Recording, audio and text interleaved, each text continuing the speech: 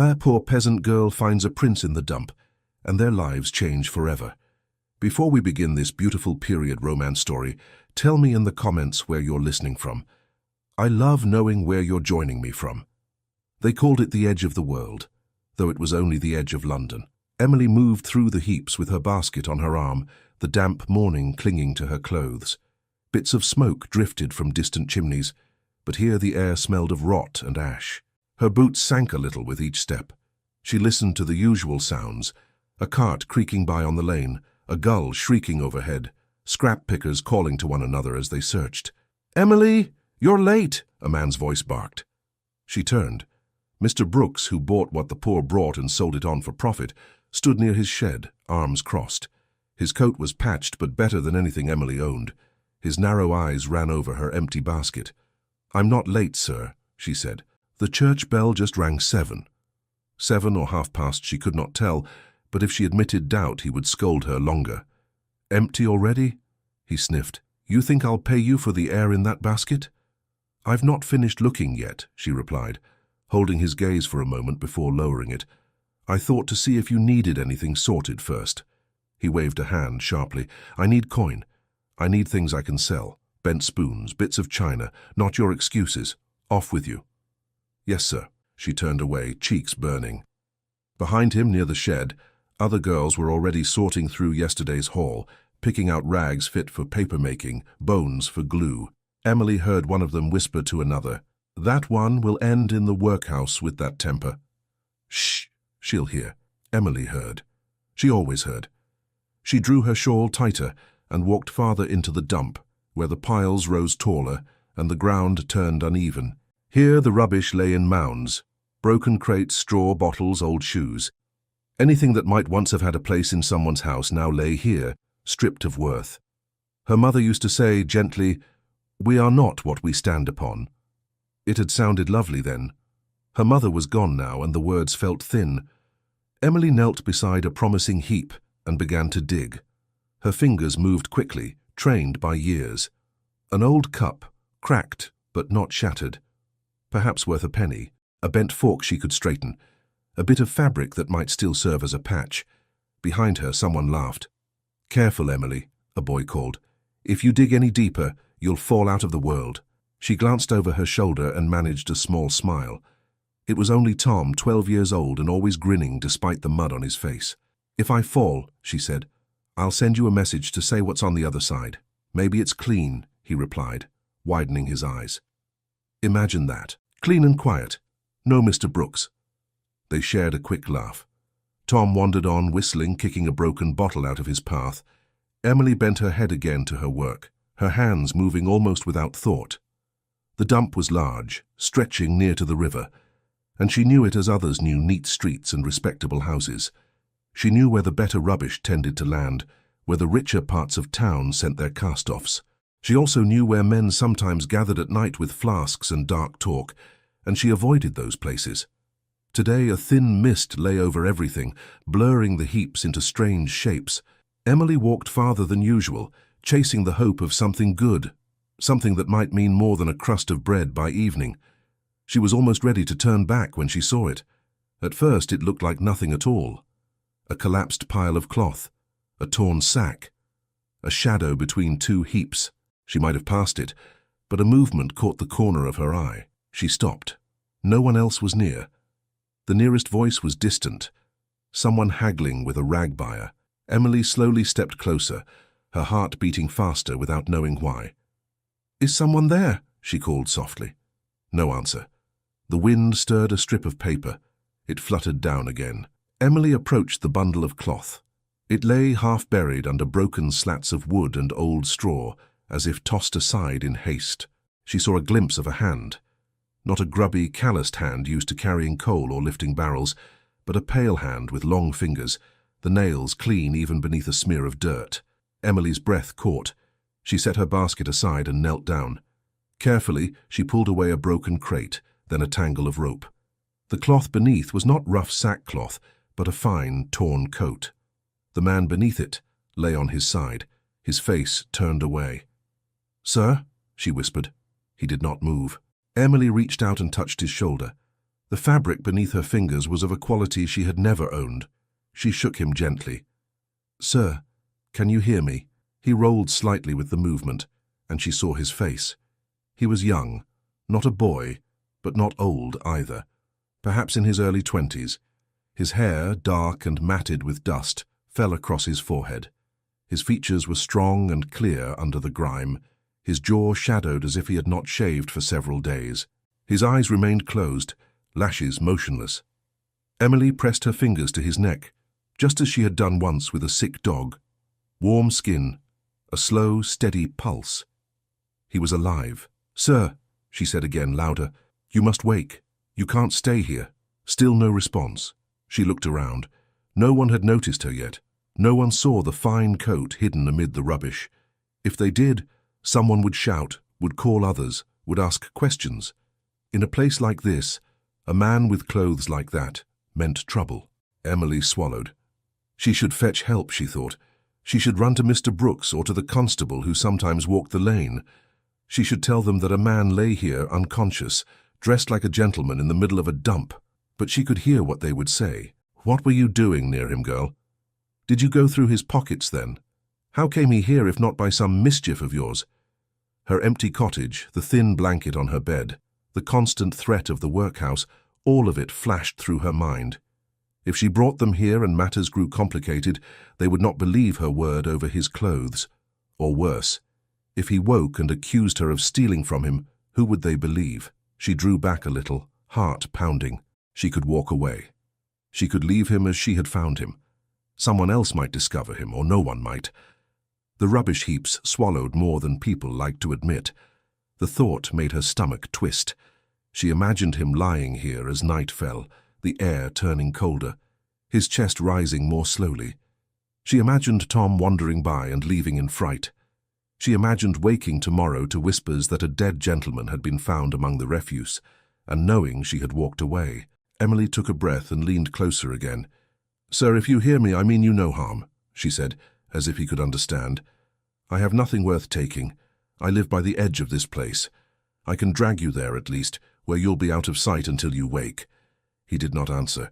A faint sound escaped his lips, but it was no word she knew. She pushed away the last of the broken wood and straw, exposing more of his coat. The fabric was torn at the sleeve, revealing a linen shirt underneath. Near his collar, where the grime thinned, she saw fine stitching, a small emblem half hidden, a crown perhaps, or some intricate crest. She did not recognize it. Her hands shook. "Emily, you fool," she whispered to herself. "You'll bring ruin on your own head." She stood, looked around once more, then bent and hooked her arms under his. He was heavier than he looked. She dragged him inch by inch, his boots leaving marks in the dirt. Her back ached. Twice she had to stop and catch her breath, listening for footsteps. At one of those pauses, a voice called from the distance. "Emily, where are you?" "Tom." She recognized his tone. She stiffened. "I'm here," she yelled back, her voice high and strained. "Far side. Found some old crates." "Bring them to Brooks. He's in a temper," he shouted. Then his voice faded as he moved away. Emily let out a long breath and resumed her work. The man's head lolled against her shoulder. A lock of dark hair brushed her cheek. She tried not to think about who he might be, or what would happen if he died in her care. Her shelter stood near the far edge of the dump, against a low, crumbling wall. It was little more than a lean-to patched together from broken boards and canvas, big enough for one person to stretch out if they did not mind a draught. A few times, when the weather turned especially harsh, she had slept there rather than in the small room she rented, because it put her closer to the morning's first pickings. Reaching it now felt like walking to the gallows. "Just a little farther," she muttered, though he could not hear. She dragged him behind the shelter first, out of sight of the main path. Then she eased him inside, arranging his body as carefully as she could on the bundle of old sacks that served as a bed. He groaned once but did not wake. She stood over him, breathing hard. Up close he looked even more out of place. His skin was paler than any dock worker's, his hands uncalloused. His cheek bore a faint bruise, but not one that looked like a blow, more like the mark of having lain against something hard. She saw no cuts, no obvious injuries. He looked like a gentleman who had fallen asleep at the theatre and woken on a rubbish heap. "What am I to do with you?" she whispered. For a long moment, the only answer was the distant rumble of carriage wheels on the main road. Her stomach growled gently, reminding her that she had eaten nothing that morning. She glanced at her basket, the cracked cup, the bent fork, the bit of cloth. If she did not bring something to Mr. Brooks soon, he would dock her later. "I'll be quick," she said, as if explaining herself. "I'll go and come back. If you wake, you stay quiet. You hear?" The shelter did not reply. She stepped out, glanced around, and pulled the ragged curtain of canvas down over the entrance. It would not keep out rain, but it might keep out curious eyes. Then she picked up her basket and walked back toward the heaps, forcing herself to move with her usual pace. All day she worked with one ear turned toward the far edge. She sorted rags for the other girls, took a handful of bent nails to Mr. Brooks, endured his grumbling over their small value. Twice she caught Tom watching her with narrowed eyes, as if he sensed her distraction. "You look queer," he said at midday. "You sick?" "I'm well enough," she lied. "Just tired." "You should eat more. You're thin as a broom." She smiled faintly. "Find me the food, then." He shrugged and ran off, chasing a rumor of discarded bread near the tavern. By late afternoon, the fog had lifted, leaving the sky a flat grey. The air turned colder. Emily's thoughts circled back again and again to the man in her shelter. What if he had woken and tried to stand, tearing the canvas aside for all to see? What if he had stopped breathing while she bartered over a chipped plate? Finally, when the shadows lengthened, she could bear it no longer. She made an excuse to Mr. Brooks about needing to fetch more rags from the far side and hurried away, clutching the 2 small crusts she had saved from lunch. Her heart hammered as she neared the shelter. It looked unchanged, the canvas still hung in place. No one lingered nearby. She slipped inside. The man lay as she had left him, though his hand had shifted, fingers curled near his chest. His face seemed less ashen. His lips were not quite as colourless. Emily crouched beside him. "Sir?" she whispered. "Can you hear me?" His eyelids twitched. She froze. He drew in a deeper breath, as if surfacing from underwater. His hand moved again. Slowly his eyes opened. They were a clear grey, unfocused at first, then sharpening as they found her face. For a moment he simply stared, confusion clouding his gaze. "Where am I?" he asked, his voice rough as if unused. "You're on the edge of London," Emily said. "By the dump."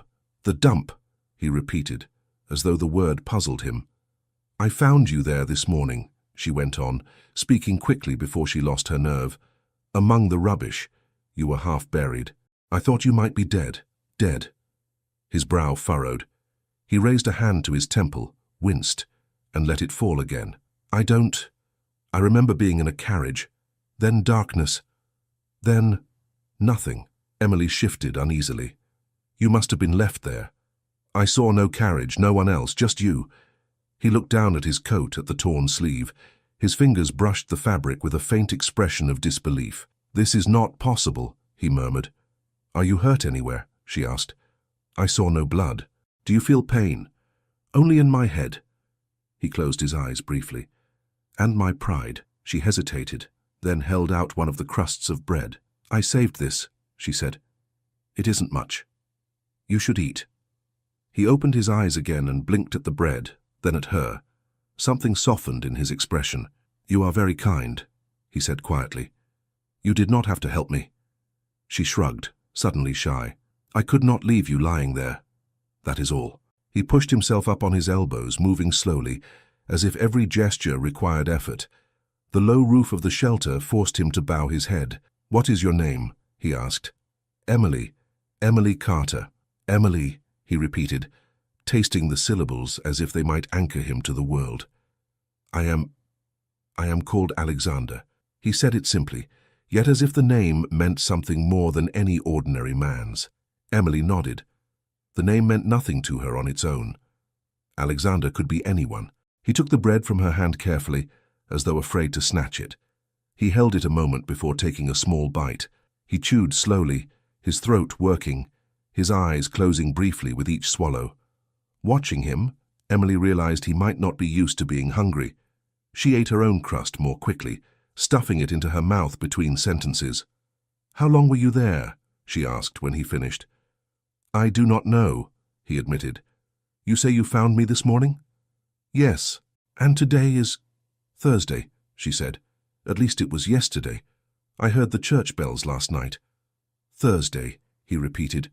His gaze drifted, unfocused. Then I have been gone for days. Weeks, perhaps. Gone from where? He looked back at her, and for the first time she saw something like fear behind his eyes. From the palace, he said. The word hung in the cramped space. Emily laughed softly before she could stop herself. The palace, she echoed. Truly? He held her gaze unoffended. Truly? You mean the royal palace? Where the king lives? Yes. Why would you be there? She asked, then felt foolish. Were you a servant? A guest? His eyes darkened, not with anger but with a kind of weary surprise, as if he had not imagined such a question. I was born there, he said. I have never lived anywhere else. She stared at him. Born there, she repeated slowly. He nodded. You expect me to believe that? She asked, though her voice had lost some of its skepticism. The fine cloth, the clean hands, the crest on his collar, they all pressed at her mind. I expect nothing, he said quietly. You have already given me more than I deserved, but whether you believe it or not, it is the truth. Emily shifted, hugging her knees. If you lived in the palace, she said, how did you come to lie in a rubbish heap? His mouth tightened. He looked down at his hands. I do not know everything, he said. I recall a day like any other and then a change. Voices speaking softly where they should not, doors closing, a carriage sent out at night. He shook his head, as if forcing away a deeper recollection. Then I woke to your voice. No one hurt you? She asked quickly. No one struck you? He hesitated, then shook his head again. No, no blows. Only absence. Emily was not sure what that meant, but she let it rest. Why did no one come looking for you? She asked. If you are from the palace, surely someone would miss you. Oh, they will miss me, he said steadily. That I am certain of. Whether all of them wish me safely found is another question entirely. She did not like the sound of that. She thought of men in uniforms, of stern faces, of questions she could not answer. If you are from there, she said slowly, then I ought to fetch someone to take you back.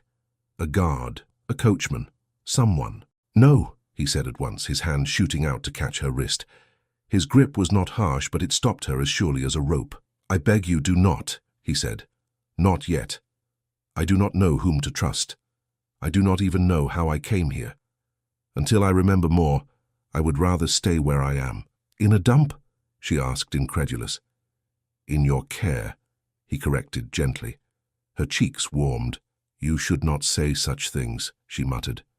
You don't know me. I know enough, he replied. You found a stranger and chose to help him. That tells me a great deal. She pulled her hand from his, flustered. I did what anyone would have done. His faint smile told her he did not believe that. She turned away, fiddling with the edge of a sack. If I keep you here, she said, and someone finds out, they'll say I had no right. They'll think I kept you to myself for some wicked reason. They always think the worst of us here. Then they are fools, he said softly. That changes nothing. She shook her head. Mr. Brooks watches us. The constable comes by. If they see you, I'll be blamed for whatever happened, whether I did it or not. He was silent a moment. If you send for them, he said at last, and if by chance the same hands that abandoned me are among those who come, what then? Do you think they will thank you for your honesty? Or will they simply remove the one witness who might say they left me among the refuse? Her mouth went dry. You speak of ugly things, sir, she whispered. Ugly things are easier to believe when one looks at me lying in a heap of rubbish, he replied. I do not say this to frighten you. I say it because I would not have you hand me over to those who may wish me gone. Emily rubbed her arms, suddenly cold despite the cramped shelter. If I hide you, she said, I am in danger. Yes, he said quietly. I fear you are. She looked at him sharply. And you ask it of me still? No, he held her gaze. I ask nothing. You have already taken great risk.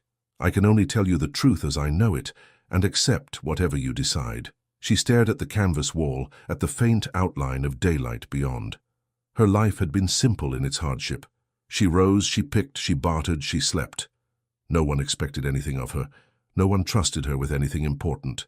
Now here lay a man who claimed to have been born in the palace, who spoke as no one she had ever known spoke, whose very presence in her shelter could ruin her. And he said he would accept her decision. She thought of walking away, of slipping through the canvas and never returning, of letting the world do as it pleased with him. Her mother's voice whispered in memory. "We are not what we stand upon," she had said, "nor what others throw away." Emily let out a slow breath. "I will not turn you out," she said at last. "Not yet. You may stay here for a little while. I will bring what food I can spare. But if anyone asks, I'll have to lie, and I'm not very good at it." "Thank you," he said, the words full and sincere. "You should rest now," she said brusquely, uncomfortable with his gratitude. "I must go back before they notice I'm gone. Lie down." He obeyed, lowering himself carefully onto the sacks. He winced once as his head touched the rough fabric, but then he settled, folding his hands on his chest like a weary traveler. She moved to pull the canvas aside. "Emily," he said suddenly. She looked back. "If it is safe," he said, "tell me more of this place, of your life. I know so little of the world beyond the palace walls. It seems I should learn, if I hope to rule it well." She frowned. "If you hope to what?" He paused, as if he had said too much. She studied him. The name Alexander, the coat, the crest, the way he spoke of the palace, not as a visitor, but as one who belonged there, the way he used the word rule as if it fit him. Something cold and astonishing slid through her. "Who are you?" she whispered. He held her gaze steadily, and for the first time since waking, his eyes were entirely clear. "You must help me," he said, his voice low but firm, "for I am the prince."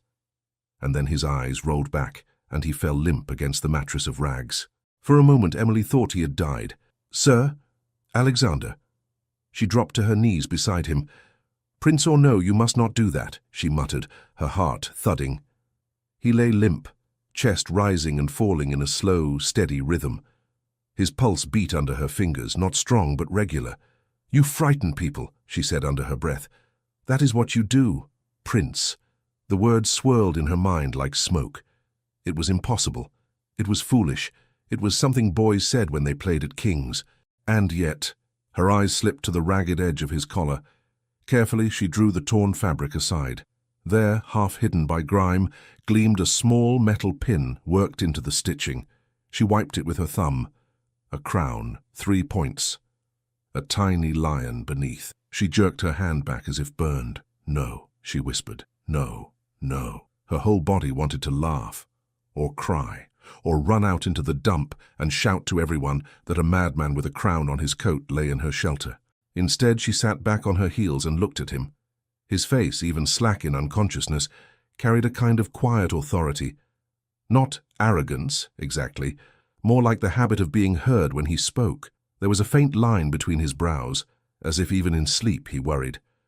"You cannot be the prince," she told him firmly. "Princes do not end in rubbish heaps. They sit in chairs and have people bring them things on trays." He did not argue. His breathing deepened. The shelter felt suddenly very small. Outside, someone shouted. Laughter followed. The world went on. Emily pressed her hands over her face for a moment, then dropped them. "Very well," she said. "Prince or chimney sweep, you are my problem for now." She shifted him a little higher on the sacks, tucking the thin blanket under his chin.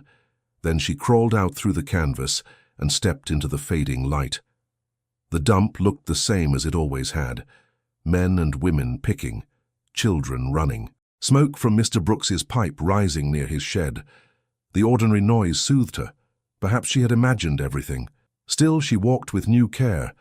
All that evening she moved between heaps, finishing her work, trading a few fines for a bowl of thin stew from a neighbor.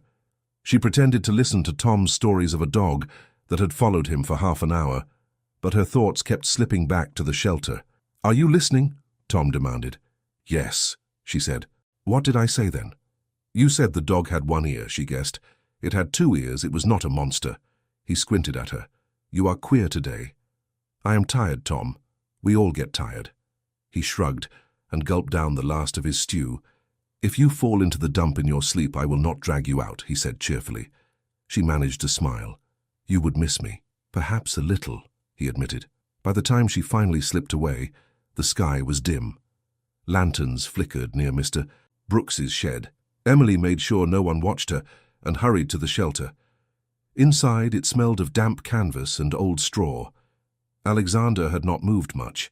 His brow shone with a thin sheen of sweat. "You are supposed to be a prince," she said, laying the back of her hand against his forehead. "You should at least wake up when spoken to." He felt warm. Not burning, but warmer than before. She dipped a rag in the small jug of water she kept there and wrung it out over his lips. A few drops slipped between them. He swallowed reflexively. "That is something," she murmured. She wiped his face with gentle strokes, clearing away some of the grime.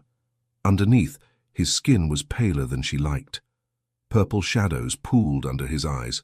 "You had better not die here," she warned. "I have enough trouble." He made a faint sound, something like a sigh. For a long time she sat there, listening to his uneven breaths. Outside, the noises of the dump faded, replaced by the distant clop of hooves and the low murmur of the city beyond. She should go back to her own small room, but the thought of leaving him alone, feverish and helpless, would not let her move. At last she stretched out on the floor beside the sacks, wrapped in her shawl. The ground was hard. The canvas flapped once as the wind shifted. "Prince," she whispered into the dark. "Oh, Emily, you are foolish." Sleep crept over her anyway. She woke to someone saying her name. "Emily, Emily!" Her eyes flew open. Light seeped through a gap in the canvas. Her neck ached. "Yes?" she mumbled, then realized the voice was too close, too refined to be anyone outside. She turned her head. Alexander was watching her. He was propped up on one elbow, the blanket gathered around his shoulders. The feverish sheen had lessened. His eyes were clearer, though still tired. "You sleep on the floor," he said quietly. "I sleep wherever I must," she replied, pushing herself upright. "How do you feel?" "As if I had been made into a parcel and thrown about," he said wryly. "But better than before, I think." She reached for the jug. "Drink." He took the cup she offered and sipped, then drank more deeply. Water dripped down his chin. He wiped it away absently. "Thank you," he said, "for this, and for yesterday, and for everything." "It is nothing," she muttered. "It is not nothing." His gaze was steady. "You could have left me there." "I nearly did," she confessed. "What stopped you?" "I do not know." She shifted, uncomfortable. "Perhaps I have no sense." He smiled a little. "Then I am grateful for your lack of sense." She busied herself with straightening the blanket. "You caused quite a stir in my head," she said, "talking of palaces and princes." "I remember saying that," he murmured. "I thought I was dreaming, or perhaps I hoped to be." "So you were not raving?" she asked. "You meant it?" He drew in a slow breath. "Yes," he said, "I meant it." She sat back on her heels. "Say it plainly." He looked at her, unflinching. "My name is Alexander James Edmund," he said. "I am the only son of King Robert. Until very recently, I was heir to the throne." The little shelter seemed to tilt. Emily grabbed the nearest board. "You are the prince," she whispered. "Yes." She shook her head. "You cannot be."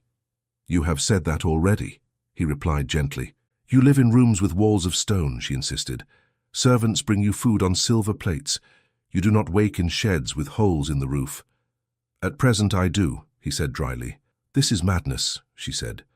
"Likely," he agreed. "Yet here we are." She stared at him a moment longer, then let out a shaky laugh. "You lie well if you lie," she said. "We have no kings in the dump, so I cannot say." "What would convince you?" he asked. "Nothing you can do here," she replied. "Only time and what I hear outside, perhaps."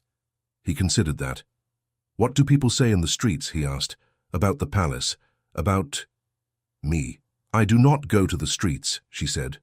"I stay here. I go to Mr. Brooks. I sleep in a room the size of a cupboard. That is my world." "You have never seen the palace," he said softly. "Only from far away," she answered. "Once. When I was little, my father pointed to it and said, 'That is where they decide things for us. Do not expect them to think of you much.' Then he died, and my mother said we would think of ourselves instead." He listened in silence. "I have not thought of you," she said bluntly. I did not know your name. That is my fault, not yours, he replied. A ruler should be known by his people. You are not a ruler yet, she said. Perhaps I am not anything at all now, he murmured. She looked at him sharply. What do you mean? If I have been gone for weeks, he said slowly, there will be stories, rumors. Some will say I am dead. Some will say I ran away. Some will say worse. And if you return, she asked. Then there will be questions, he said. How did I come to vanish from a palace surrounded by guards? Who failed? Or who succeeded, depending on their wish? You speak as if someone wanted you gone, she said. His jaw clenched. I fear that may be true. How? She pressed. No one harmed you. You said there were no blows, no weapons. He nodded. No open violence, only soft words, quiet plans. There are many ways to remove someone, Emily. Not all of them leave marks. She shivered. Why would anyone want that? Power, he said simply.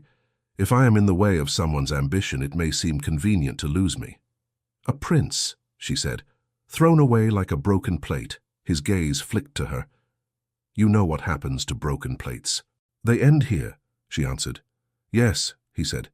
They do. Silence settled between them for a moment. Whether I believe you or not, she said at last, it does not change what I must do. You cannot stay like this. You need food and proper clothes, and to see what is being said of you. You will help me? He asked. She hesitated. You are already here, she said. If I throw you out now, I will only be sending you back to the rubbish. That seems unkind for a prince. His shoulders relaxed a fraction. Your kindness will cost you, Emily. It always does, she said, but I will try to be careful. You must stay hidden. Do not go wandering. Do not call out. If you hear voices, lie still and say nothing. I understand, he said. She rose to her feet. I must go. If I do not show my face, they will ask why.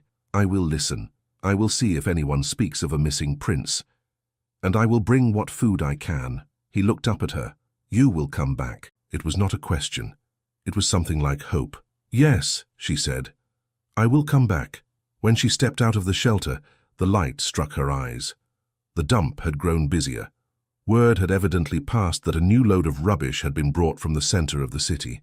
People moved quickly, picking through the fresh heaps.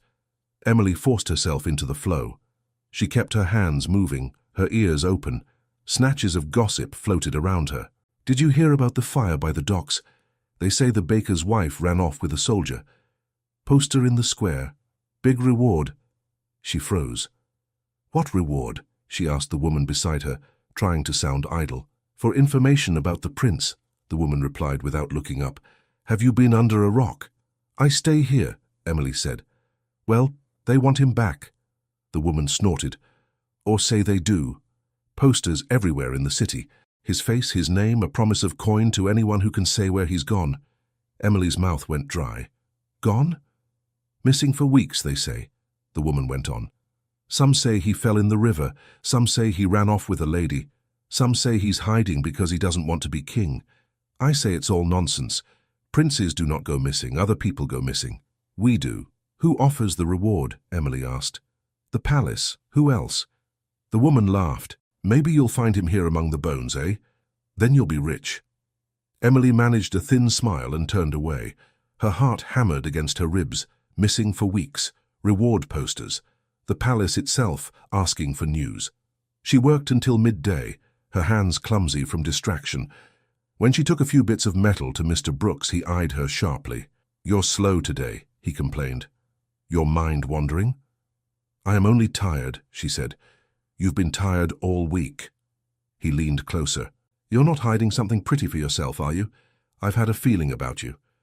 I have nothing, she said flatly. He grunted. See that it stays so. If I find you've kept something from me, you'll be out. No more work. And then where will you go? She said nothing. He waved her away. As she turned, she nearly collided with a man in a dark coat standing behind her. He stepped back smoothly, and she saw the polished buttons on his chest, the neat line of his collar. His boots were dusty but well made. His hair was oiled and combed. Careful, he said mildly. Sorry, sir, she muttered. Mr. Brooks straightened quickly. "Morning, Mr. Hale." The man nodded. "Mr. Brooks." Emily recognized the name. Hale was steward to Mr. Weatherby, who owned much of the land hereabouts. Hale's word carried weight. When he walked past, people straightened their backs. "What brings you here?" Brooks asked, all smiles now. "Duty," Hale replied. He glanced around the dump, expression unreadable. "There have been questions from the city. The prince's disappearance has everyone restless. The constable believes it wise to ask in all corners, to see if anyone has seen anything unusual." "Unusual?" Brooks laughed too loudly. "Sir, this place is nothing but usual rubbish." Hale's gaze fell on Emily. It lingered. "And this girl?" he asked. "Is she usual?" "Emily?" "Oh, she's no trouble," Brooks said quickly. "Works hard enough when she's not wool gathering." Hale stepped closer. "What is your name?" he asked. "Emily Carter," she said. Her voice came out small. "You live nearby?" he asked. "Yes, sir. Down the lane, by the old wall." "Alone?" "I rent a room," she said. "There are others in the house." "And you are here every day?" he went on. "From early until late?" "Yes, sir." "Have you seen anyone new around?" he asked. "Any gentleman where he should not be? Any strangers hiding among the heaps?" Her heart stumbled. "No, sir," she said. He studied her face. "You are sure?" he pressed. "I see only people like me," she replied. "We do not draw gentlemen here." Mr. Brooks chuckled. "That's true enough." Hale did not smile. He looked toward the heaps, narrow eyes scanning. Behind him, a uniformed constable strode into view, his truncheon hanging at his side, his expression serious. He joined them with a nod. "This is where you said, Mr. Hale?" the constable asked. "Yes," Hale said. "If someone wished to hide, this would be a convenient place." "Not for long," the constable said. "Folk here would sell their own grandmothers for a reward." Hale's gaze returned to Emily. "If you do see anything," he said, "you will tell Mr. Brooks. He will tell me. The palace is generous to those who help." Her mouth felt dry. "Yes, sir. Good." He inclined his head slightly, as if she were a servant in some hallway, then turned to confer with the constable. Emily backed away, her legs unsteady. She almost ran into Tom, who appeared at her elbow. "What did he want?" Tom demanded. "Nothing," she said quickly. Tom peered around her. "They're looking for the prince, you know. Everyone says so. Imagine him here with us. Would you bow if you saw him?" "I would not bow. I'd make him bow to me." "Do not say such things," she hissed. "Someone will hear." He laughed and darted off again. Emily forced herself to keep working, though her hands shook. Every time she bent to lift a broken plate, she felt the steward's gaze on her back, even when he had moved away. Hours passed. Hale and the constable spoke with several workers, then walked among the heaps, eyes sharp. Once, Hale disappeared down the lane that led toward her rented room, and her breath stopped until she saw him return. They did not come near the far wall. Not yet. By late afternoon, Emily could bear it no longer.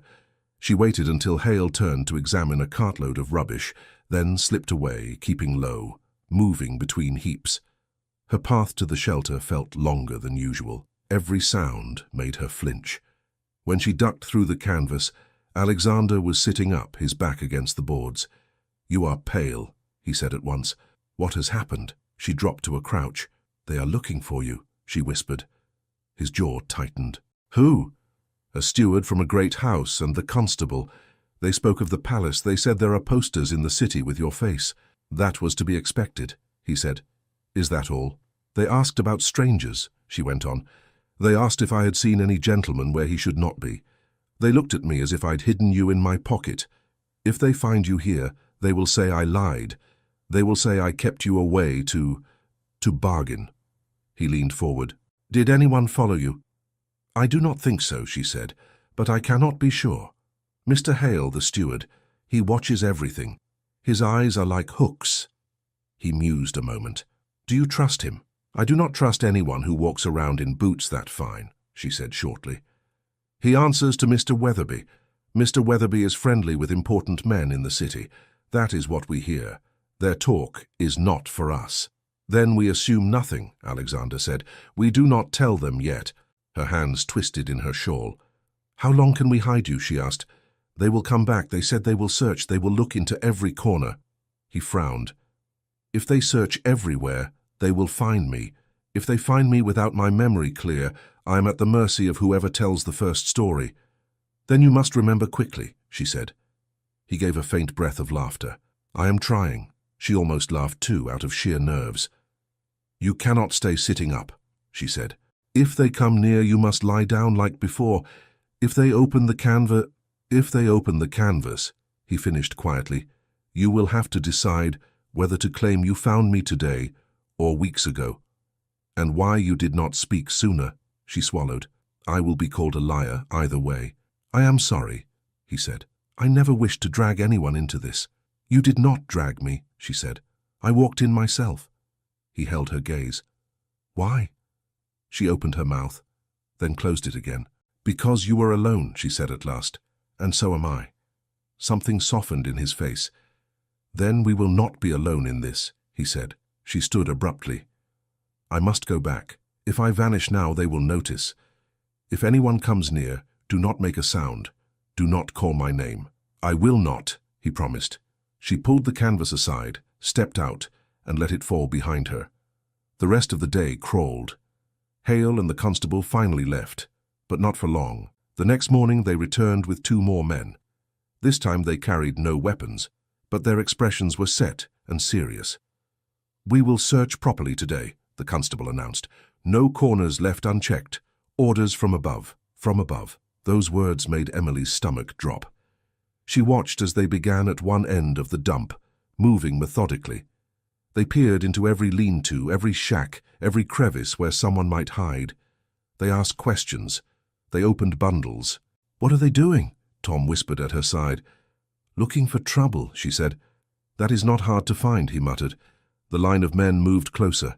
A woman protested when they tipped out a basket of rags she had carefully sorted. The constable apologized, but did not stop. Hale walked a little ahead, pointing now and then.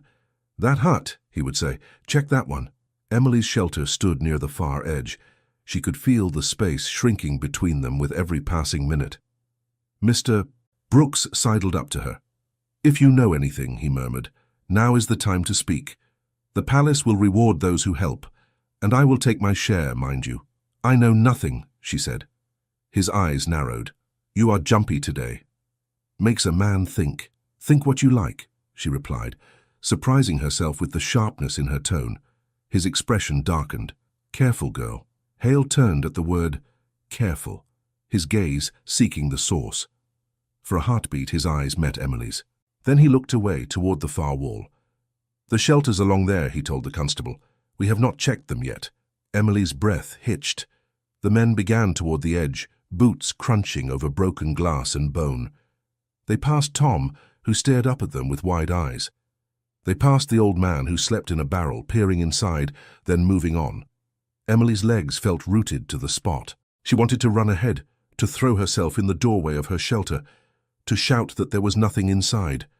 Instead, she stood and watched as the constable's boots came to a stop right outside the canvas flap that hid Alexander. The constable reached for the canvas. Emily's throat closed. Sound refused to come. Then, from somewhere inside her panic, a thought appeared. Sir, she cried, louder than she meant to. Sir, over here. The constable's hand paused on the canvas flap. He frowned over his shoulder.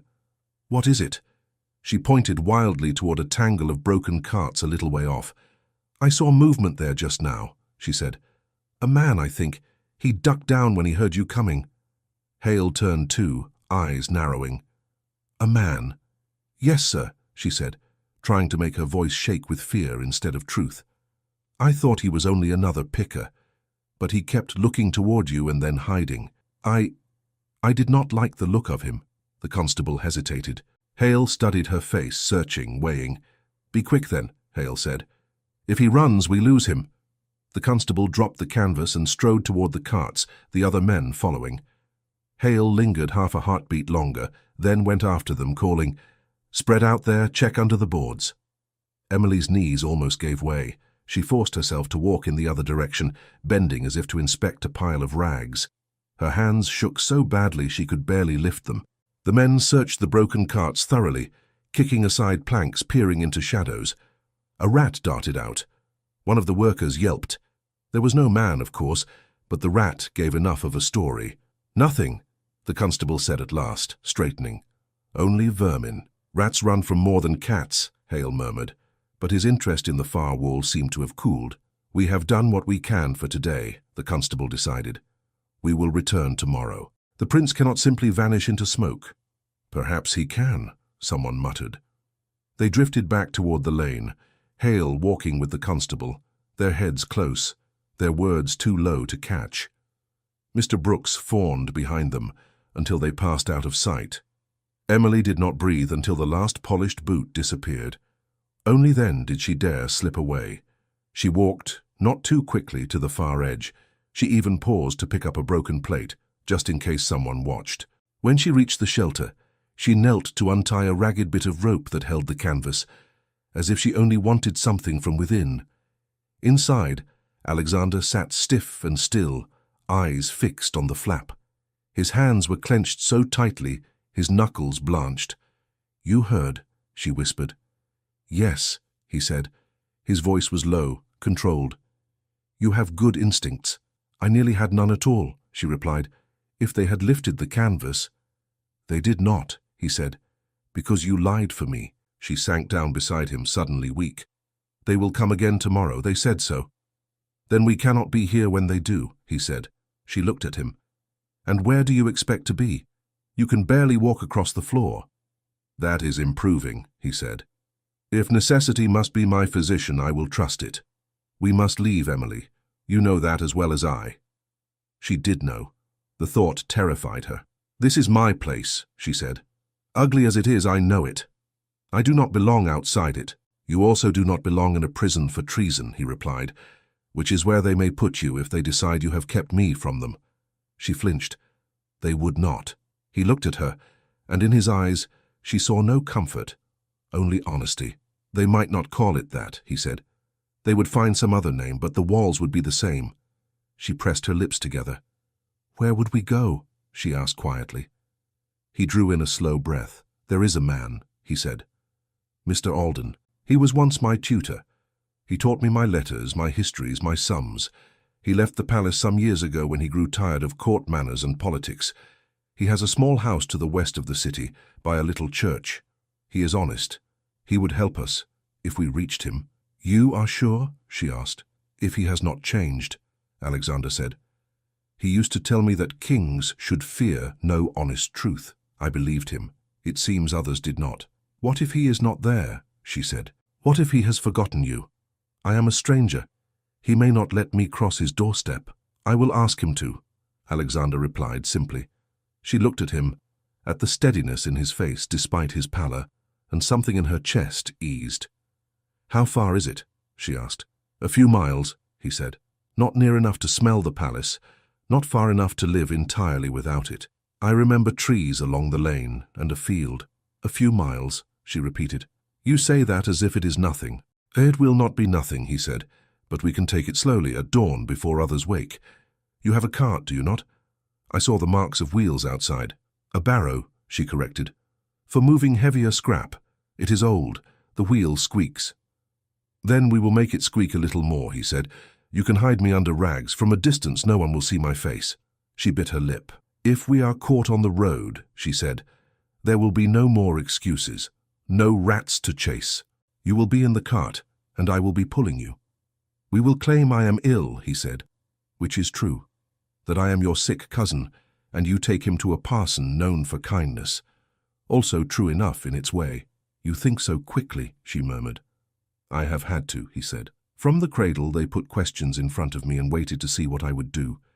"It is a habit now." She rose. "Then we go at dawn." "Will you be safe tonight?" he asked.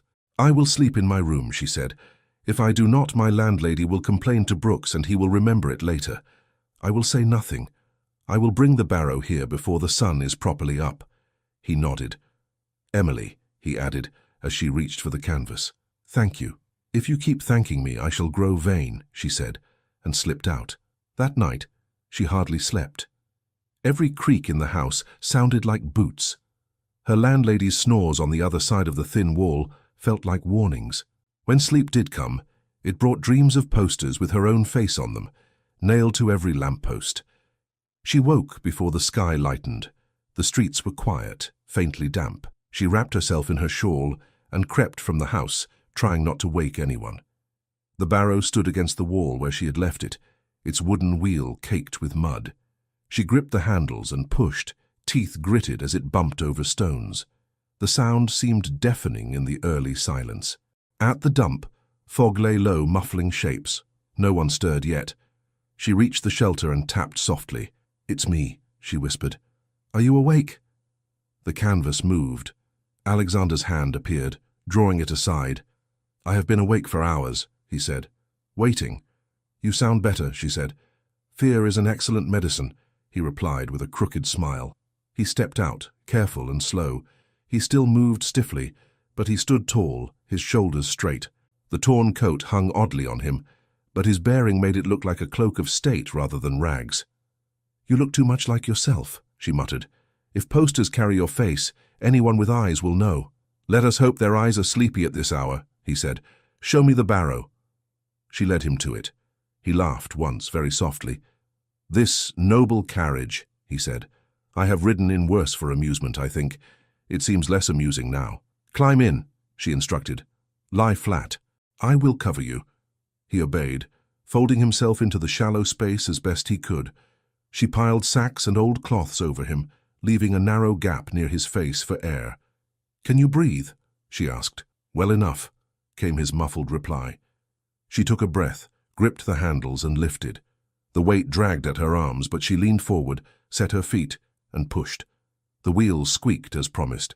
She moved slowly across the uneven ground, keeping to the shadows of the heaps. Once she had to stop as a stray dog trotted past, nose to the ground. It sniffed at the barrow, then moved on. At the edge of the dump, the world opened. The lane stretched ahead, damp and quiet. Fields lay beyond, pale in the dim light. She had rarely walked this way. Most of her paths led toward the city, toward the markets where broken things might be sold. Now she turned away from all that, pulling her barrow toward a future she could not see. The squeak of the wheel seemed to echo through the open air. After a while, Alexander's voice came from under the rags. "Describe what you see," he said. "Dirt," she replied. "Mud. A hedge. A tree with no leaves yet." He chuckled. "You are not a poet." "No one has paid me to be," she said. "There is a stone there. I will lift the barrow. Hold tight." She did, muscles straining as she maneuvered the wheel over the rock. He grunted softly as it jolted. "Sorry," she said. "I have been jostled worse on royal processions," he replied. "Continue." "Why do you want me to talk?" she asked. "So I can know where we are," he said. "So I do not feel quite so helpless, lying here like a sack of flour." She thought of him on a horse, cloaked and straight, people bowing as he passed. The image did not fit with the man hidden under rags. "You said your tutor lives near a church," she said. "I see no church." "We are not there yet," he replied. "We must pass a small bridge first, if memory serves, then a turning lined with poplars." "Poplars," she repeated. "I do not know one tree from another." "You will," he said. "One day." The sky brightened slowly, from deep grey to a paler shade. A few wagons rattled past on a road farther off, but no one paid attention to a girl with a barrow so long as she kept her head down and her pace steady. After some time, she saw a trickle of water ahead, crossing the lane under a low stone arch. "The bridge," she called softly. "Yes," came his answer. "How small is the stream?" "Small as my hope," she said. "Then it is still there," he replied. "Turn left after it, when the hedges end. There should be taller trees." She turned. Ahead, silhouettes rose against the brightening sky, taller and more slender than the others. "Those?" she asked. "Poplars," he said. "We are close. Mr. Alden's house is grey stone, with ivy. The church stands beside it, little and square." "You remember much," she said. "Some things stay," he replied. "Faces, places, the feeling of safety." "You felt safe there?" she said. "As safe as one can, being told he must shape the world," he answered. Soon, the outline of a building appeared through the mist. A low stone wall, a gate, a narrow house with a steep roof. Beside it, a small church with a modest bell tower. "That must be it," she murmured. "Knock on the door." he said. Ask for Mr. Alden. Say an old pupil seeks his help. That will mean nothing to his servants, she said. They will laugh. Then tell them Alexander James Edmund sends his respects, he replied, and watch their faces. She hesitated, then left the barrow by the wall, tucked partly behind a bush. The road was quiet. She walked up the path, her boots leaving faint marks on the stones, and lifted the knocker. It clanged louder than she felt right. After a moment, the door creaked open. A middle-aged woman in a plain dress peered out, her hair hastily pinned, her expression wary. Yes? I seek Mr. Alden, Emily said. Is he here? He is, the woman said. And who are you knocking at this hour? Emily Carter, she replied. He does not know me, but someone who does know him sent me, the woman sniffed. We are not a lodging house. I know, Emily said quickly. Please, tell him, Alexander James Edmund sends his respects. The woman's eyes widened, then narrowed. Is this some jest? She demanded. No, Emily said. He told me to say those exact words. The woman hesitated, then opened the door wider. Wait here, she said. Do not move. She vanished down the hall. Emily stood in the doorway, clutching her shawl. The house smelled of baking bread and old books. It made her think of nothing in her own life. Footsteps approached. A man came into view, leaning slightly on a cane. His hair was grey, his beard trimmed neatly. His eyes, sharp and curious, fixed on her at once. You brought that name to my door, he said without greeting. Why? Because he told me to, Emily said. He is outside, in the barrow. The barrow, the man repeated slowly. He asked for Mr. Alden, she rushed on. He said you taught him. He said you would know the name. The man's face changed. Not much, but enough. The lines around his mouth deepened. His eyes darkened. Show me, he said. They went down the path together. Emily's heart pounded harder with each step. At the wall she pulled back the rags. Alexander blinked up at them from under the cloth. For a moment, all three were still. Then the older man let out a sound somewhere between a laugh and a sob. Your Highness, he said softly, or do you prefer I call you the foolish boy who never listened to my warnings? Alexander smiled faintly. Mr. Alden, he said, I am very glad to see you. Mr. Alden sank to one knee beside the barrow, ignoring the dirt on his trousers. He reached out, gripped Alexander's shoulder. I thought you dead, he said. The whole city buzzes with talk. What in heaven's name has happened to you? It is a long story, Alexander said. May I tell it inside? I confess I am tired of lying on boards. Of course, Mr. Alden said at once. He glanced at Emily. Help me get him in. Martha, he called over his shoulder. Prepare the spare room, quickly. Together they half-lifted, half-guided Alexander from the barrow. He swayed once, and Emily's hand shot out to steady him. His fingers closed around hers briefly in thanks. Inside, the house seemed to shrink to accommodate his presence. Martha fussed over clean sheets and hot water. Mr. Alden insisted on taking Alexander's arm himself, leading him to a small room with a narrow bed and a window overlooking the churchyard. When Alexander lay down, Mr. Alden stepped back, breathing hard. You look thinner, he said. And older. Both are true, Alexander replied. This is Emily. She saved my life. Mr. Alden turned to study her properly. Emily wiped her hands on her skirt, suddenly aware of the dirt under her nails, the frayed edges of her sleeves. I found him in the rubbish, she said simply. He was half buried. I could not leave him. Mr. Alden's gaze softened. Then I owe you more than I can say, he said. You must be hungry. Martha will make you something. I am well, Emily protested, though her stomach growled. You are not well, he said. Sit. Tell me everything, both of you, and we will decide what must be done. They moved to the small parlor. Martha brought bread, cheese, and tea that tasted like luxury. Emily ate slowly, stunned by how good plain food could be when it was not scraped from someone else's plate. Alexander told his story in simple lines, his last clear memory of the palace, the strange, gentle pressure that took him away, waking in darkness, then in rubbish, then to Emily's face. Emily filled in the parts he could not, of the dump, the searches, Hale's questions. Mr. Alden listened without interruption, his fingers steepled under his chin. So, he said at last, No open accusation, no brute force, just a prince who vanishes, and a kingdom that must decide what to do without him. Some seem ready to decide already, Alexander said. Who steers the council now? Lord Ashcombe has taken a firm hand, Mr. Alden replied. He speaks softly, but he gathers influence. He says the king is not strong, that the realm needs guidance, and a missing heir gives him space, Alexander murmured. Indeed, Mr. Alden said. There are others too, smaller men eager to attach themselves to a larger coat. And the people, they whisper. Some say you drowned, some say you fled duty, some say wicked things I will not repeat in front of a lady.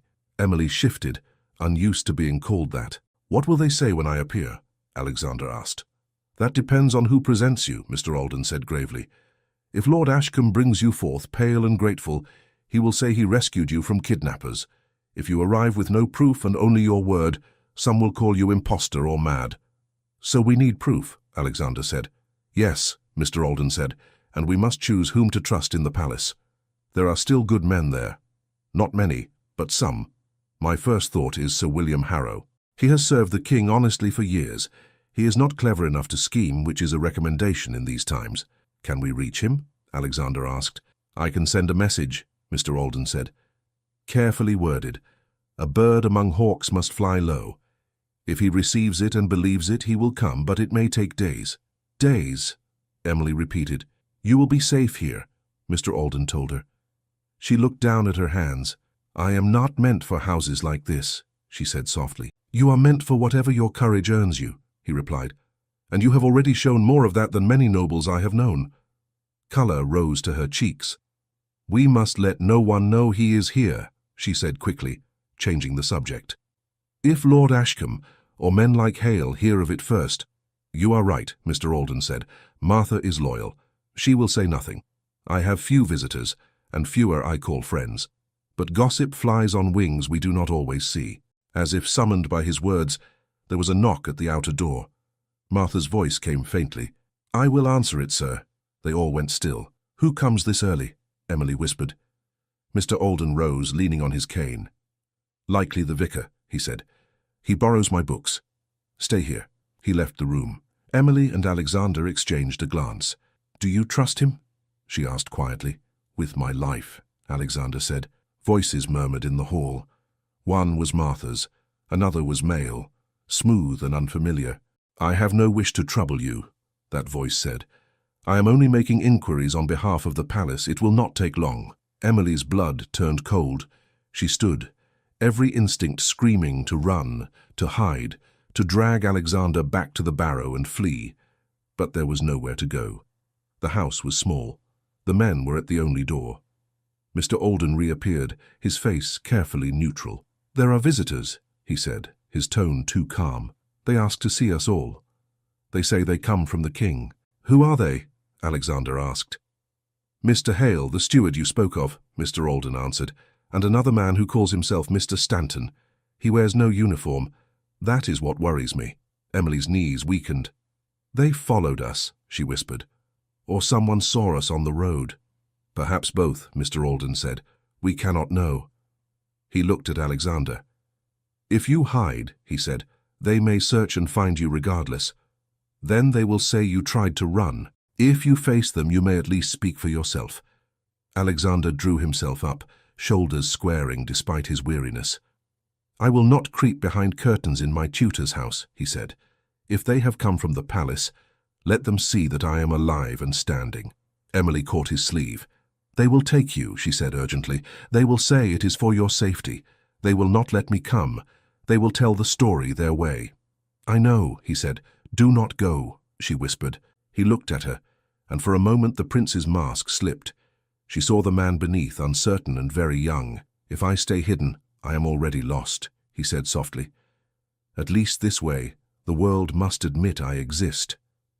Mr. Alden nodded once, eyes shining with something like pride and sorrow. We will go together, he said. Emily, stay at his side. Say what you have seen. They may not wish to hear you, but you must speak anyway.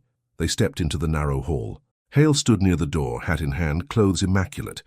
Beside him was a man Emily had never seen before, tall, well-dressed, with an easy smile that did not touch his eyes.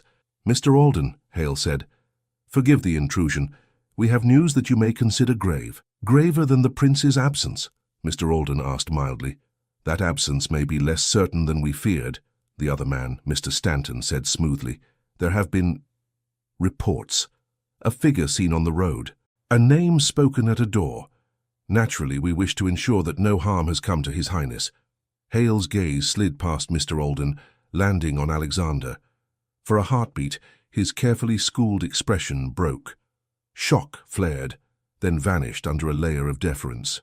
Your Highness, he said, bowing, we have been searching for you. Not in the right places, it seems, Alexander replied. Mr. Stanton stepped forward half a pace.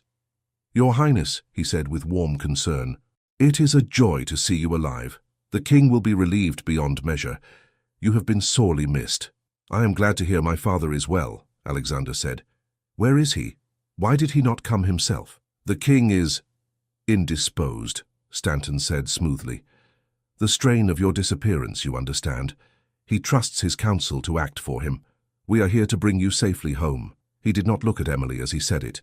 He did not have to. His words already pushed her aside. And who sent you? Alexander asked. Lord Ashcombe, Stanton replied, in the king's name. Mr. Alden's fingers tightened on his cane. Lord Ashcombe has many duties, he said. I hope truth is among them. Stanton's smile did not falter. We have no time for debate, he said. Your Highness is weak. The journey back must be made swiftly and comfortably. A carriage waits outside. Physicians stand ready at the palace. You will be well cared for. Alexander glanced at Emily. And my rescuer? He asked. The one who found me, sheltered me, brought me here. She has a right to be heard. Hale's eyes flicked to Emily then, taking in her worn dress, her rough hands. His mouth tightened almost imperceptibly. Of course, Stanton said, the palace is grateful to all who aid it. The young woman will be questioned, so that we may understand how this misfortune occurred. If she has acted honestly, she will be rewarded. If not, she has acted more honestly than many in fine clothes, Alexander cut in. She comes with me. Stanton's pleasant mask cracked for the first time. That would not be fitting, Your Highness, he said. It would reflect poorly on you to arrive at court accompanied by a person of her station. The court is a place of delicate balances. Appearances matter. I do not care for appearances, Alexander said sharply. I care for truth. Hale cleared his throat. Your Highness, he said softly, the palace is in turmoil. Rumors spread like fire. Many already whisper lies about your absence. If you return with a common girl at your side, they will say she bewitched you, that she lured you away. It may harm you, and her. Emily stepped forward. I lured no one, she said, her voice shaking. I found him in the dirt. I dragged him to shelter. I fed him my own bread. If you wish to call that witchcraft, then your world is stranger than ours. Stanton's eyes cooled. No one doubts your efforts, he said, but matters of state are complex. You would not understand. Explain them to me then, she said. He looked past her as if she were a draft. You see, Mr. Alden said quietly. You ask his trust but will not hear his witness. Stanton sighed as though patient with difficult children. Mr. Alden, he said, you have served the royal family long. You must see the danger. The prince must be surrounded by counsel, not carried away by sentiment. This girl will be taken to a safe place where she can tell her story in full. That is all. A safe place, Emily repeated. Safe for whom? For the truth, he said. And if my truth does not suit your story, she asked. Then you will be mistaken, he said gently. People often are. Alexander took a step toward her. I will not go without her, he said. Your Highness, Hale said quietly, I beg you to reconsider. Think of your father. Think of the kingdom. If you refuse, there will be talk of stubbornness, of unfitness. Those who oppose you will seize upon it. Do not give them such a gift. Even Mr. Alden looked torn. Sometimes the bravest choice is to live to fight another day, he murmured. Alexander stood very still. The house felt too small to hold all the things unsaid. At last, he exhaled. Very well, he said. I will return with you. But Emily is not to be harmed, not imprisoned, not silenced. She has done nothing but good. She will be treated fairly, Stanton said at once. You have my word. Mr. Alden's jaw tightened, but he said nothing. Two footmen appeared at the door as if conjured, ready to assist. They moved toward Alexander, hands polite but insistent. Emily reached for him. "Do not trust them," she whispered. "Do not let them twist this." "I will not," he said. His fingers closed around hers briefly, squeezing hard. Then the footmen were at his elbows, guiding him gently toward the door. Emily moved to follow.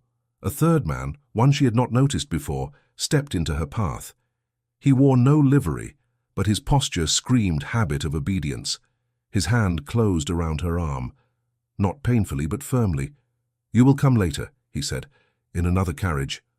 "I will go now," she shot back, trying to pull free. His grip held steady. "Orders, miss." She looked past him, heart pounding. Alexander had reached the threshold. He turned once, his eyes finding hers. There was so much in that look. Fear, apology, something deeper she refused to name. "Emily," he called. "Alexander." Stanton's voice cut smooth between them. "Your Highness, please," he said. "The road awaits." The footman guided Alexander out.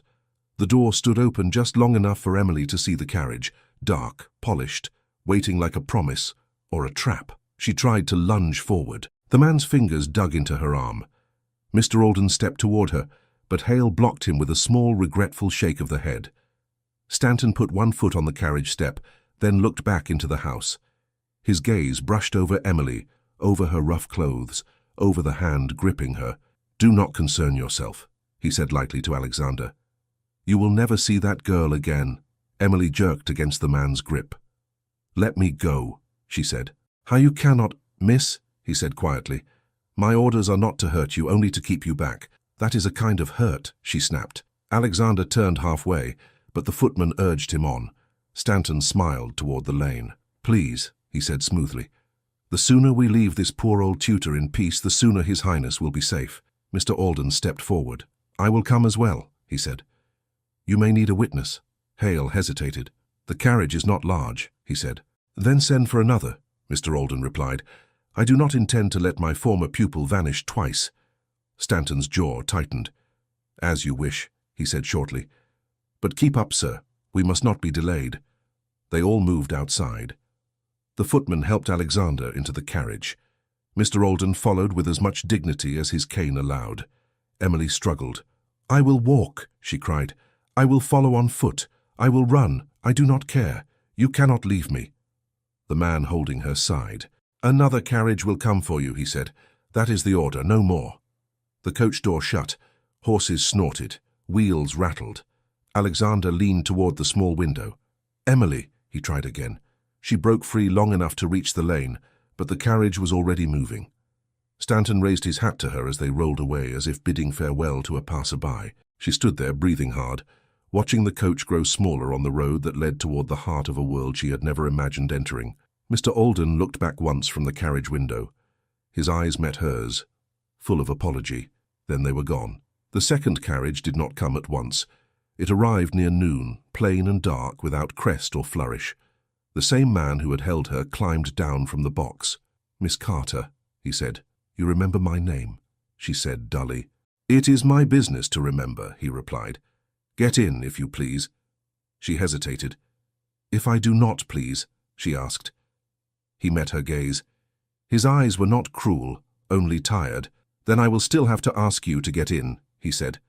"You have done nothing wrong. But they want to hear you. The palace has questions." "The palace," she murmured. Her hands curled into fists. "Will I see him?" she asked. "The prince? That is not in my orders," he said. "I know nothing of that." "Of course," she said. She climbed into the carriage. Inside, the seat was softer than anything she owned. The air smelled faintly of leather and dust. A single small window showed the lane, then the hedge, then the road. As the carriage jolted forward, Emily watched Mr. Alden's house vanish from view. The church bell rang once, a single clear note. She pressed her palms to her knees to stop them shaking. "Do not cry," she told herself under her breath. "You are a rag picker. You do not cry because gentlemen make promises they cannot keep." The city rose around her slowly. Streets grew narrower, then wider, then finer. The houses along them changed from crooked rows to brick fronts with polished windows. People in better coats walked with purpose. No one looked at the plain carriage. Emily felt as if she had been carried into a painting. The carriage slowed at wide gates. She glimpsed stone walls, iron bars, guards in neat coats. The gates opened. They rolled inside. The palace courtyard was larger than any street she knew. Carriages stood in a line, servants hurried, horses stamped. The door opened. The same man offered her his hand. "We are here," he said. She stepped down, her boots feeling wrong on the smooth stones. "Head down," he murmured softly. "It is easier if they do not see your eyes." She bristled. "I have done nothing to be ashamed of," she said. "Nor have I," he replied. "Yet I keep my head down as well. Come." He led her through a side door, not the grand entrance where gentlemen in silk passed. They walked along a narrow corridor smelling of soap and cooked meat. Servants glanced up, then away again. He opened a door and gestured her inside. The room was small, a bed, a chair, a high window that showed only sky. It was cleaner than her own rented corner. It was also locked when he closed the door. She heard the key turn. "Wait here," he said through the wood. "Someone will come for you." "How long?" she called. No answer. She sat on the bed. The mattress dipped under her weight, unfamiliar. Her fingers twisted in her skirt. Hours passed. She could not tell how many. Light moved across the slice of window. Somewhere, a bell chimed the hour again and again. Footsteps came and went in the corridor. Once the door opened. A woman in a grey dress entered, carrying folded cloth across her arm. "We are to make you look decent," she said briskly. "Stand up." Emily stared. "What am I?" she asked. "A doll." "A witness," the woman said. "Witnesses must not look like beggars." Her tone softened a little. "It is not kindness, if that is what you fear. They wish to prevent you from shaming them." "That is not my thought," Emily said. "I have shamed no one." "You are about to," the woman murmured. "Lift your arms." The dress she offered was plain but whole, a dull blue with a higher neckline than Emily's own. The fabric felt strange against her skin. The woman pinned her hair back roughly, muttering about tangles. "You have seen him?" Emily asked suddenly. "Seen whom?" the woman replied. "The prince." The maid's hands stilled. "We see more than we are meant to," she said. "He arrived this morning, pale but steady." The king wept. Lord Ashcombe looked as if he had bitten a lemon. "Lord Ashcombe," Emily repeated. "And what of the one called Stanton?" the woman snorted.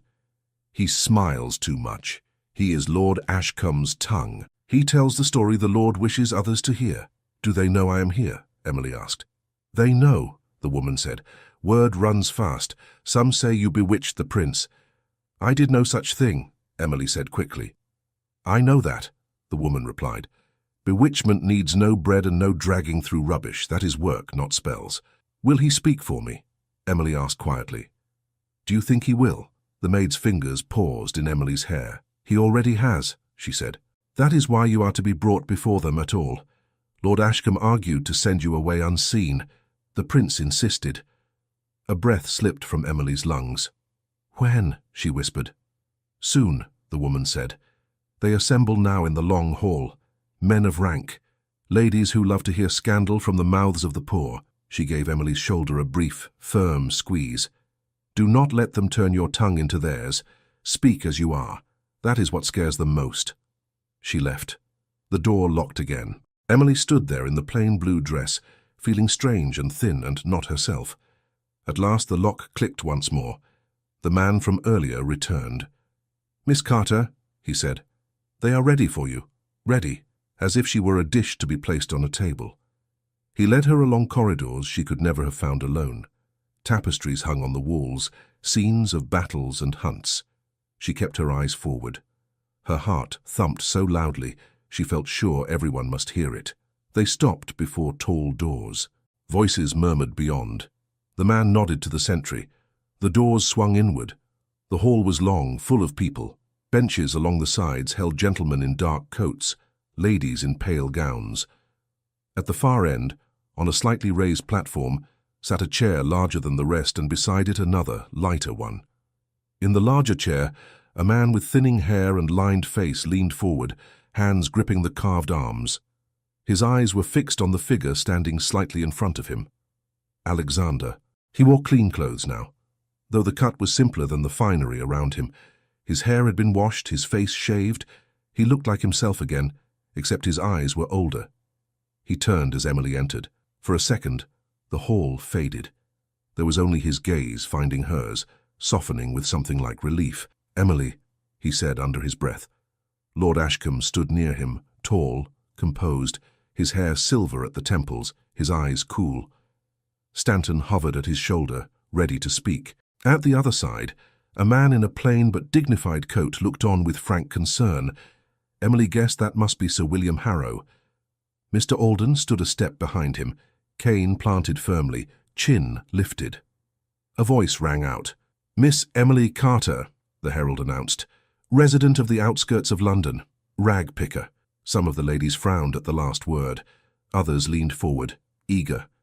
The king spoke. His voice shook slightly. "Bring her closer," he said. Emily's legs carried her forward. She stopped where the man guiding her indicated, halfway between the doors and the platform. Alexander moved as if to go to her, but Ashcombe's hand touched his sleeve lightly. "Your Highness," he murmured. Alexander shrugged off the touch with a small, impatient movement, but he stayed where he was. The king studied Emily. "You are Emily Carter," he said. "You found my son." "Yes, Your Majesty," she replied, barely trusting her voice. "You may speak honestly here," he went on. "No answer will anger me so much as a lie would. Tell us in your own words what happened." Emily swallowed. She told them. She spoke of the dump, of the hand in the rubbish, of dragging Alexander to her shelter, of hiding him while Hale and the constable walked among the heaps, of the reward posters, of the barrow and the road and Mr. Alden's doorstep. Her words were simple. She did not try to embellish them. Once or twice her voice shook, but she did not stop. Stanton listened with head slightly tilted as if amused. Ashcombe's expression did not change. When she finished, there was a moment of silence. Sir William cleared his throat. "Your Majesty," he said, "if I may. This account matches Mr. Alden's letter, which I received last night. The times, the places, all align. There is no sign the girl sought advantage. She could have gone to the palace at once, claimed the reward, and yet she did not." Ashcombe spoke then, smooth as polished stone. "Fear can be as powerful as greed, Sir William," he said. "A girl in her station may well have feared that she would be blamed for His Highness's condition. She might have wished to secure some private understanding before exposing herself to justice." "I did not think of reward at all," Emily protested. Ashcombe turned his gaze on her. "You expect us to believe that?" he asked quietly. "You, who have lived with little, did not consider that the palace might pay handsomely for the return of its heir." Her cheeks burned. "I thought of him dying if I did nothing," she said. That was all. Murmurs rippled along the benches. Mr. Alden stepped forward. "I have watched her," he said. "She refused even the comfort of my parlour until His Highness agreed she should enter. She thinks of her own worth less than anyone I have met. That may be wrong of her, but it is hardly the mark of cunning." Stanton smiled. "And yet," he said, "you did take him to Mr. Alden, did you not? Not to the nearest guard station, not to the nearest magistrate, to a man who has been, shall we say, at odds with certain members of the council." Mr. Alden's eyes flashed. "My only quarrel with the council," he said, "is when it ignores the good of the kingdom." "Enough," the king said sharply. The room hushed. He looked at his son. "Alexander," he said, "do you confirm her account?" "I do," Alexander said at once. "Without her, I would still be lying among garbage, or worse." "And do you remember nothing of how you came there?" the king asked. Alexander's jaw tightened. "I remember enough," he said. "I recall Lord Ashcombe urging that I take some air, that the city weighed heavy on me, that a short journey by night would ease my mind before the council met on matters of trade. A carriage was prepared. I entered it trusting those who served me." He looked at Ashcombe. "After that, only darkness." Ashcombe's face did not move. "Carriages are not traps, Your Highness," he said calmly. "Others rode with you. Guards, drivers. If there was any mischance, it must be in their negligence." "And where are they?" Sir William asked. These loyal guards who lost a prince. Gone, Ashcombe said. Vanished with the carriage. We must assume they have met ill ends. How convenient, Mr. Alden muttered. Ashcombe ignored him. We do not know what befell them or His Highness once he left the palace, Ashcombe continued. We know only that he was found weeks later in the company of a girl of no clear connections and a tutor who has often opposed your council's measures in private. And you think that enough to cast suspicion here, the king said, gesturing toward Emily and Mr. Alden. I think it enough to warrant caution, Ashcombe replied. We are not children, your majesty. Princes do not vanish by chance. Some hand guided this, whether with good intent or ill. We must discover that hand. Look closer to your own, Alexander said quietly. You urged that drive. You arranged the time. You insisted no great escort was needed, only a few discreet men so as not to attract attention. You said the people would panic if they saw too many guards. Ashcombe spread his hands. I advised your highness as I thought best, he said. I did not order you into the carriage. You knew the route, Alexander went on.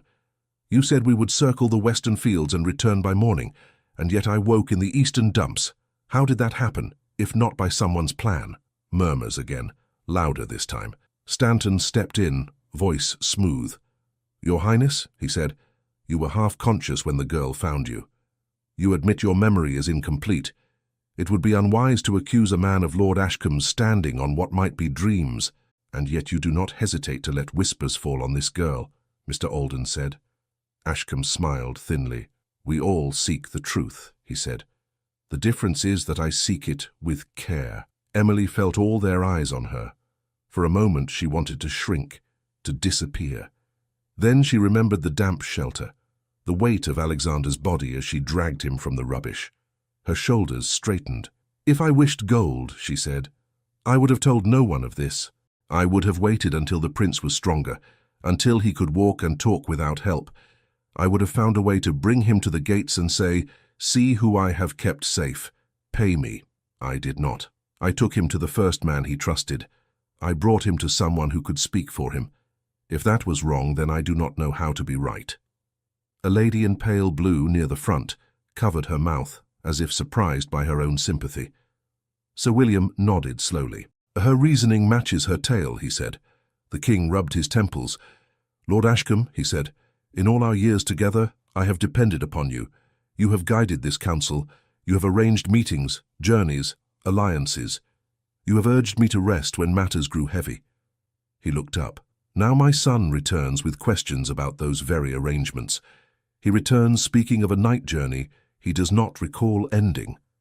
His gaze hardened. How do you answer that? Ashcombe bowed slightly. Your Majesty, he said, I cannot answer for what I did not do. I arranged the carriage, I urged some air. I did not order any harm. If harm came, it must be from those entrusted with the road. I stand ready to face any fair inquiry. Words, Mr. Alden murmured. The king heard him. Then there will be inquiry, he said. Sir William, you will convene a smaller council to examine every step of that night, every order given, every man summoned. Until then, Lord Ashcombe, you will withdraw from your duties. Ashcombe's composure cracked for a heartbeat. Your Majesty, he began, I will not have a man suspected of losing my son in charge of his safety now he is returned, the king said sharply. You will retire to your country seat until this matter is resolved. That is not punishment. It is prudence. The hall buzzed. Ashcombe inclined his head slowly. As you wish, he said. My concern has always been the crown. I hope those who replace me will share that concern and not be blinded by gratitude to new influences. His eyes flicked toward Emily as he spoke the last words. Then he stepped back. Stanton's jaw was tight, his pleasant mask strained. What of the girl? Someone called from the benches. What is to be done with her? Emily's stomach lurched. She saved my life, Alexander said loudly, before the king could answer. Without her, there would be no inquiry, because there would be no heir. That may be, a courtier muttered, but she is still— Say it, Alexander challenged. Say what she is. The man faltered. Of low birth, he managed, of no education, of no place here. Alexander turned to his father. Your Majesty, he said. Father, I have been carried through streets I scarcely know. I have walked among heaps where our broken things lie. I have heard how our people fear the workhouse more than hunger. I knew none of this as I ought. Emily taught me. She spoke plain truth when all around me spoke comforting lies. The hall listened. She is not of no place, he went on. Her place, if there is any justice, is by my side, reminding me of what the kingdom truly is. I will not have her punished for the kindness that saved me. This is not about punishment, a lady objected. It is about order, about keeping the high and the low. Separate, Emily blurted.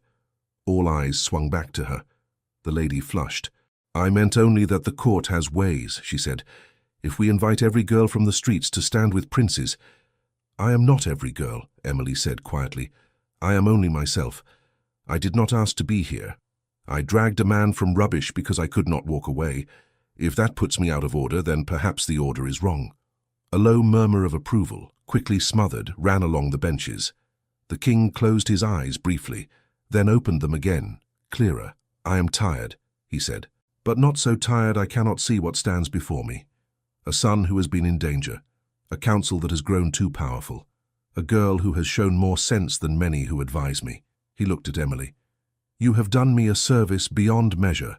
You will not be sent to any safe place against your will. You will remain here as a guest under my protection until matters are settled. A gasp went up. Your Majesty, someone whispered. A guest?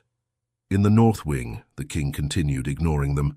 Among the smaller apartments, she will be taught what she needs to know to walk these halls without fear of tripping. She will be free to speak with my son when propriety allows. He turned to Alexander. As for anything more, that is a question for another day. The kingdom will need time to breathe after this. So will I. Alexander's shoulders eased a little. Thank you, he said. And you, the king added softly, will stay close. No more night journeys without my knowledge. No more trusting others to choose your path. You have seen where that leads. Alexander bowed his head. Yes, father, he said. The king raised a hand. This hearing is concluded, he announced. Lord Ashcombe, you will make your arrangements to depart within 3 days. Sir William, you will bring me names for a new council. Mr. Eldon, you will remain as my advisor for as long as your patience endures. And Miss Carter, he smiled, unexpectedly gentle, you will be shown to your rooms. You have walked far from the rubbish heaps. It is time you sat down. The herald banged his staff. People rose. The hall buzzed as the king was helped from his chair and led out. Emily stood where she was, stunned. A hand touched her elbow lightly. Alexander. He had come down from the platform at once. Now he stood beside her, close enough that she could see the lines fatigue had drawn at the corners of his mouth. Are you all right? He asked quietly. I think so, she said. I am not sure what all right means here. It means you are no longer locked in a room, he said, and you are not being sent away. For now, that seems enough. She laughed once, a shaky sound. Lord Ashcombe does not seem pleased, she said. He will not be guiding me anymore, Alexander replied. There are other men hungry for his place. They will come with flatter voices and softer hands. I will have to be wary. You will have Mr. Alden, she said, and Sir William. And you, he added. She stiffened.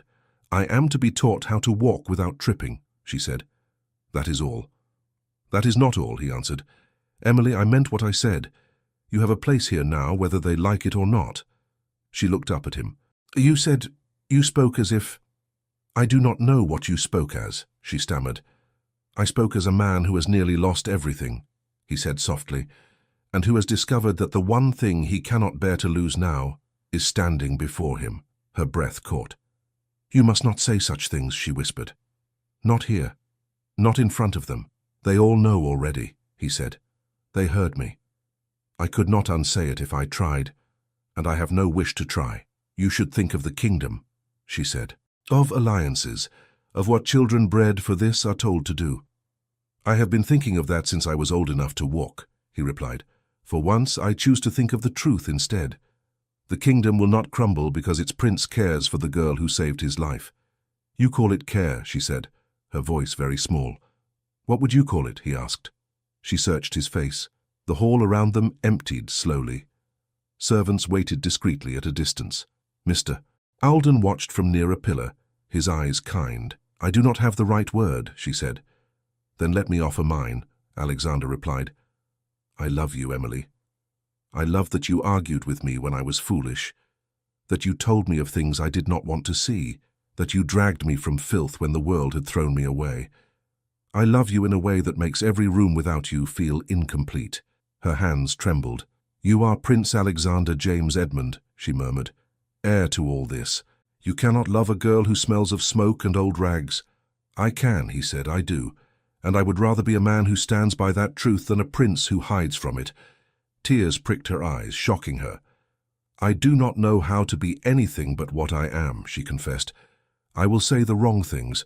I will walk wrong. I will drop plates in front of ladies who have never washed their own. Then we will laugh, he said. We will learn, together. And if your father forbids it, she asked, if the council whispers until he cannot bear it, then I will bear that, Alexander said. But I will not give you up without trying with all I am to keep you. She drew a shaking breath. You are a stubborn man, she said. You have told me so before, he answered. She met his eyes. I do not know if what I feel is the same word, she said haltingly. But when they took you from Mr. Heldon's house, it felt as if someone had pulled half the air from my lungs. When they locked me in that room, I was more afraid you would forget me than that they would punish me. If that is not love, then it is something very like it. He smiled then, slow and luminous, as if the great hall had filled with light. That is enough, he said. Mr. Alden approached, cane tapping softly. I see I am no longer needed here, he said, amusement in his voice. But I will say this. Whatever follows, you both have already done something extraordinary. You have spoken truth in a place that prefers polite lies. Do not let them teach you to forget that. Emily wiped her eyes quickly. What follows? She asked. He glanced toward the door through which the king had gone. Conversations, he said. Arguing over decorum. Placating those who fear change. Time, which is both friend and enemy. You, Miss Carter, will be tucked into a corner of this palace and told very carefully what to wear, what to say, when to curtsy. Remember where you came from while you learn. It will keep your head from swelling. I do not think that is a danger, she said.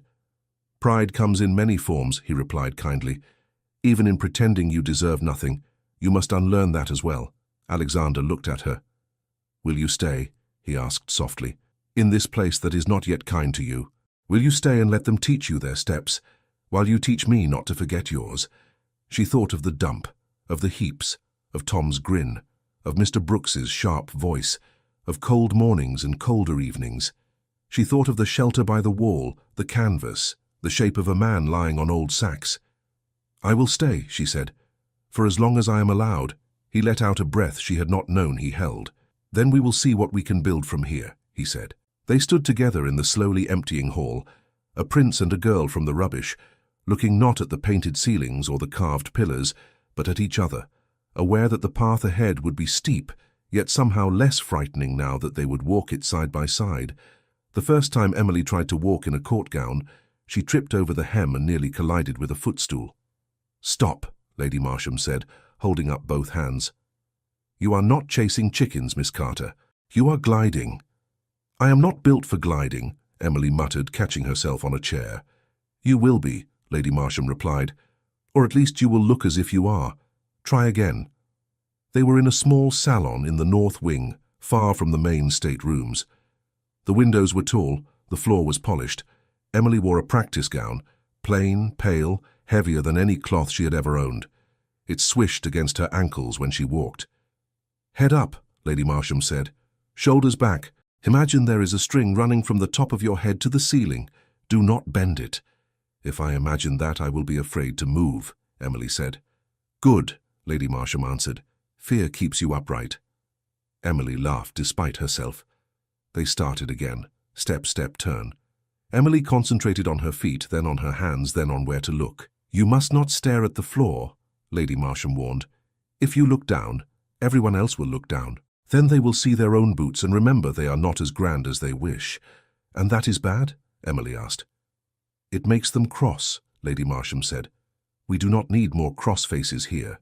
Emily lifted her chin, fixing her gaze on the window instead. Her reflection flashed faintly in the glass.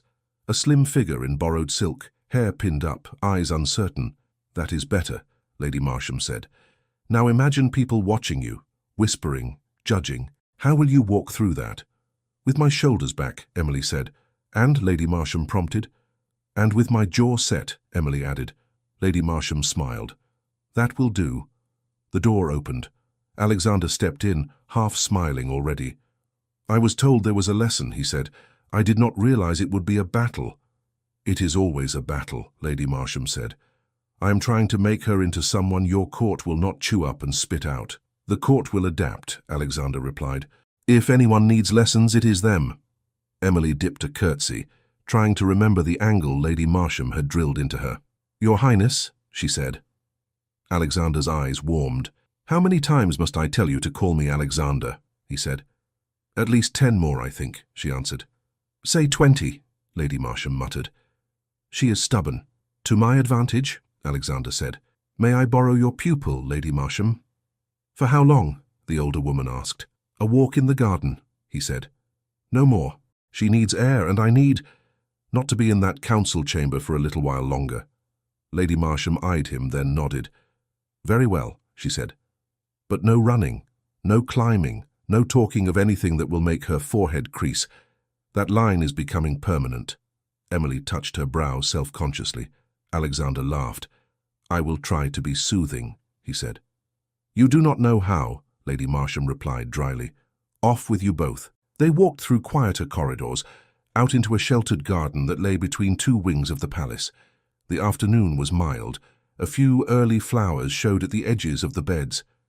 Emily relaxed as soon as the fresh air touched her face. "I could breathe more easily in the dump than in these halls sometimes," she admitted. "I could not," Alexander said. "But I understand you mean well." She smiled. "How goes the council?" she asked. "Lady Marsham says your forehead is worse than mine." He groaned softly. "They argue," he said. "Sir William tries to keep them civil. Mr. Alden pricks them with questions. The inquiry into Lord Ashcombe's night journey has turned up enough letters to weave a tapestry." "Letters?" she asked. "Notes," he said. "Careless lines to men in the city. Requests for assurances and arrangements. Nothing so direct as an order, but enough to show he pulled more strings than he admitted." "And what will they do with him?" she asked. "Send him away," Alexander said. "Properly this time. Not simply to sit in his country house and sulk, but with restrictions. He will have land, comfort, and no power." "That sounds like mercy," Emily said. "It is," he answered.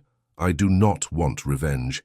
I want him unable to touch anything important again." "And Stanton?" she asked. Alexander's mouth quirked. "Already drifting to a foreign embassy," he said. "Men like him always find another court to flatter. The king cannot keep him near without inviting trouble, but to throw him into disgrace entirely would stir up more noise than it soothes. So he will bow to someone else instead." Emily nodded slowly. "And the guards?" she asked. "The ones who rode with you that night?" His face sobered. "They were found alive," he said. "They remember being given a stop order outside the city. They say a man with palace seals told them to change carriages, that another coach would take me on, and they were to return by a side road." "They did not question this?" Emily asked. "They are trained not to," he said. "They fear disobedience more than confusion." "That must change." "Will it?" she asked. "If I have breath enough," he said. "I cannot let servants be punished for trusting the commands they are drilled to obey. It will be better to change how commands are given." "You speak like a king already," she said. He made a face. "I speak like a man who has had time to think while sitting through meetings," he said. "If I must endure them, I will at least sharpen something in them." They strolled along the path, their steps falling into a comfortable rhythm. "Tell me what troubles you," he said after a moment. She glanced at him. "Why do you think something troubles me?" "Because you chew your lip like that," he said. "You did it whenever we heard boots near the shelter." She stopped chewing at once. "It is nothing," she said. He waited. She sighed. "There are whispers," she said. "I hear them when I pass. I know I am not meant to, but I have ears." "What do they say?" he asked quietly. "That I am a passing fancy," she said. "That you will tire of your gratitude. That the king will see reason and marry you to someone with richer parents and better manners. That I am being entertained for now, because you nearly died. and no one dares cross you in the first flush of your return." His hands clenched at his sides. "Who says this?" he demanded. "Everyone and no one," she said. "Ladies in corners, gentlemen in doorways, even some servants, though they whisper more kindly. They do not wish me harm.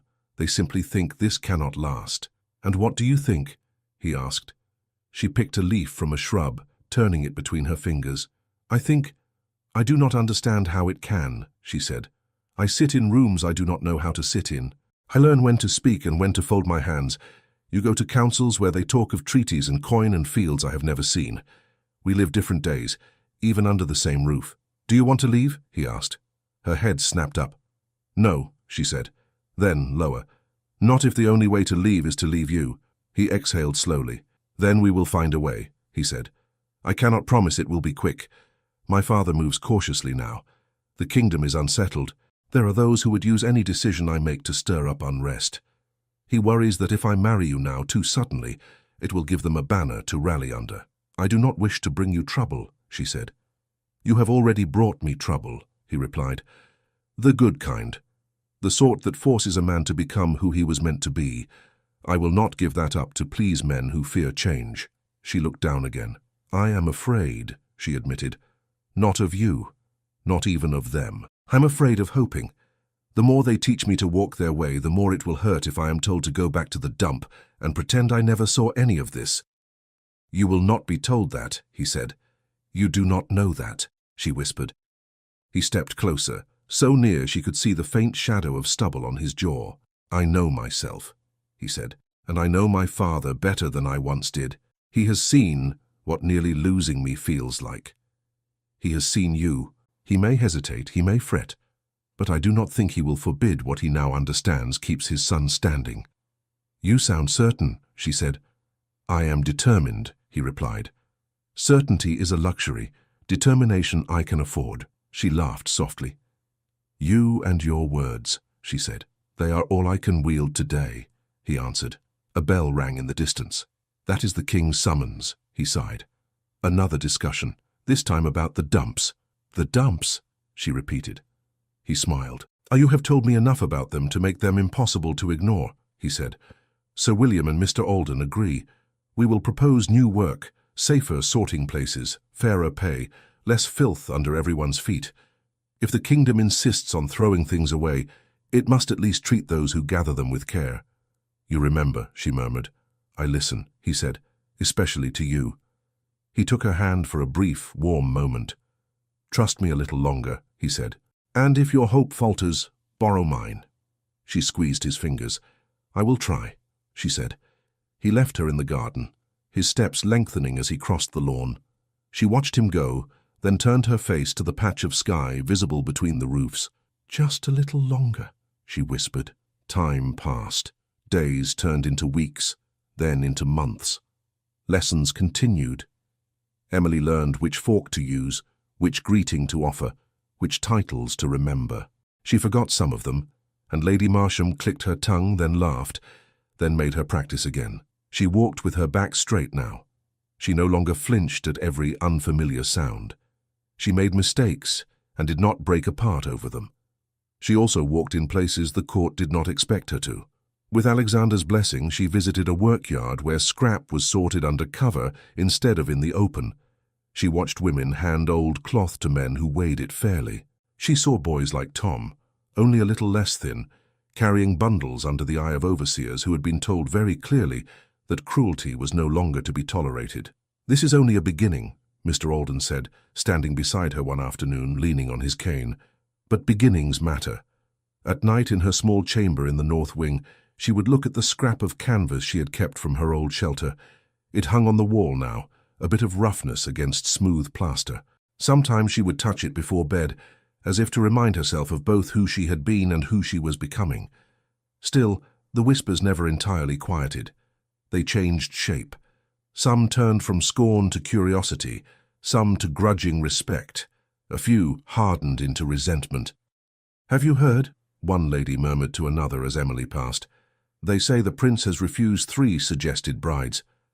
"They say he has refused to even meet them," the other replied.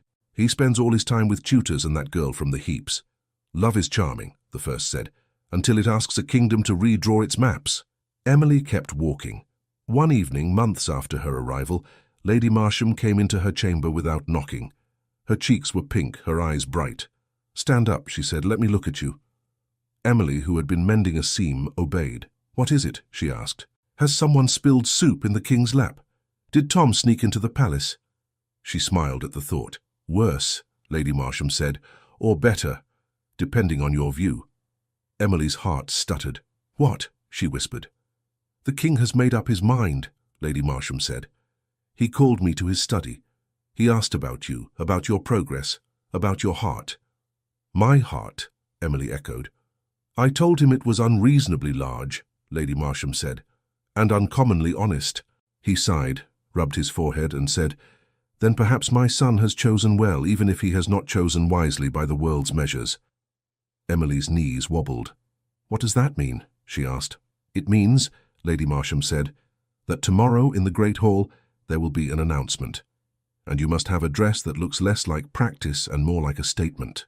"A statement of what?" Emily asked, nearly breathless. "That you are not going anywhere," Lady Marsham said. "That you belong here.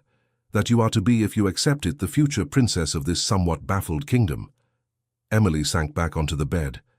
"I must sit," she said. "You may sit for this moment," Lady Marsham said briskly. "Tomorrow you will stand up in front of more eyes than you have ever known existed." "He told the king," Emily murmured. "Alexander told him." "He has told everyone by now," Lady Marsham replied. "He is not subtle, your prince. It is both his charm and his nuisance." Emily's chest felt full and light and fragile all at once. "And if I say no?" she asked quietly. Lady Marsham blinked. "Do you wish to?" she asked. "I do not know how to be a princess," Emily said. "I know how to pull a barrow. I know how to sort scrap. I know how to see when someone is lying because their eyes slide away. I do not know how to carry a title without dropping it." "Do you love him?" Lady Marsham asked. The answer rose before Emily could think. "Yes," she said. "I do." "Then the rest you can learn," Lady Marsham said. "Or you can trip over it and stand up again. That is what most of us do, only with better shoes." Emily laughed, a wet, shaky sound. "I am afraid," she said. "Good," Lady Marsham replied. "Bravery without fear is only carelessness. Now let me see your shoulders. If you are to stand at his side, you must not look as if you expect someone to strike you." Emily straightened. The next day, the great hall filled again. This time there were fewer frowns. Curiosity pressed in from every side. Even some of the servants found excuses to linger near the doors. Emily stood behind a pillar near the entrance, dressed in a gown of soft cream with a simple ribbon at the waist. Her hair was pinned up, but one curl refused to be tamed. Lady Marsham had sighed and let it stay. "Let them see you are human," she had said. On the platform, the king took his seat with more ease than before. The inquiry into Ashcombe and the long weeks of careful politics had tired him, but also seemed to have lifted something heavy from his shoulders. Alexander stood at his right hand, his back straight, his face calm, but alight. Mr. Alden and Sir William flanked the platform. A cluster of nobles stood nearby, some eager, some wary. The herald banged his staff. "His Majesty King Robert," he announced, "will address the court." The murmur died. The king rose, leaning on the carved arm of his chair. "My friends," he said, "and those who wish to be." A ripple of laughter eased the tension. "We have passed through a troubled season. My son vanished and returned. Those I trusted proved less firm than I had hoped. Our people have been shaken by rumors and uncertainty." He paused, looking slowly around the hall. "We have learned from this," he went on.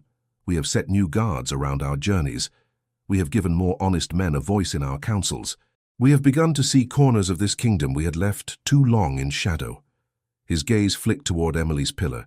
She felt it settle on her like a weight and a blessing. "Today," he said, "we take another step. One that will cause talk, I do not doubt. Some of you may be displeased, some of you will pretend not to be and grumble later. I advise you to save your breath. The decision is made." A nervous chuckle scattered like dropped beads. "My son has chosen the woman he wishes to stand beside him," the king said, "not as a passing fancy, not as an indulgence of gratitude, as a partner, as the mother of future heirs, as the one with whom he will share all the burdens and small joys of rulership." He turned to Alexander. "Is this still your wish?" he asked, loud enough for all to hear. Alexander's answer was clear.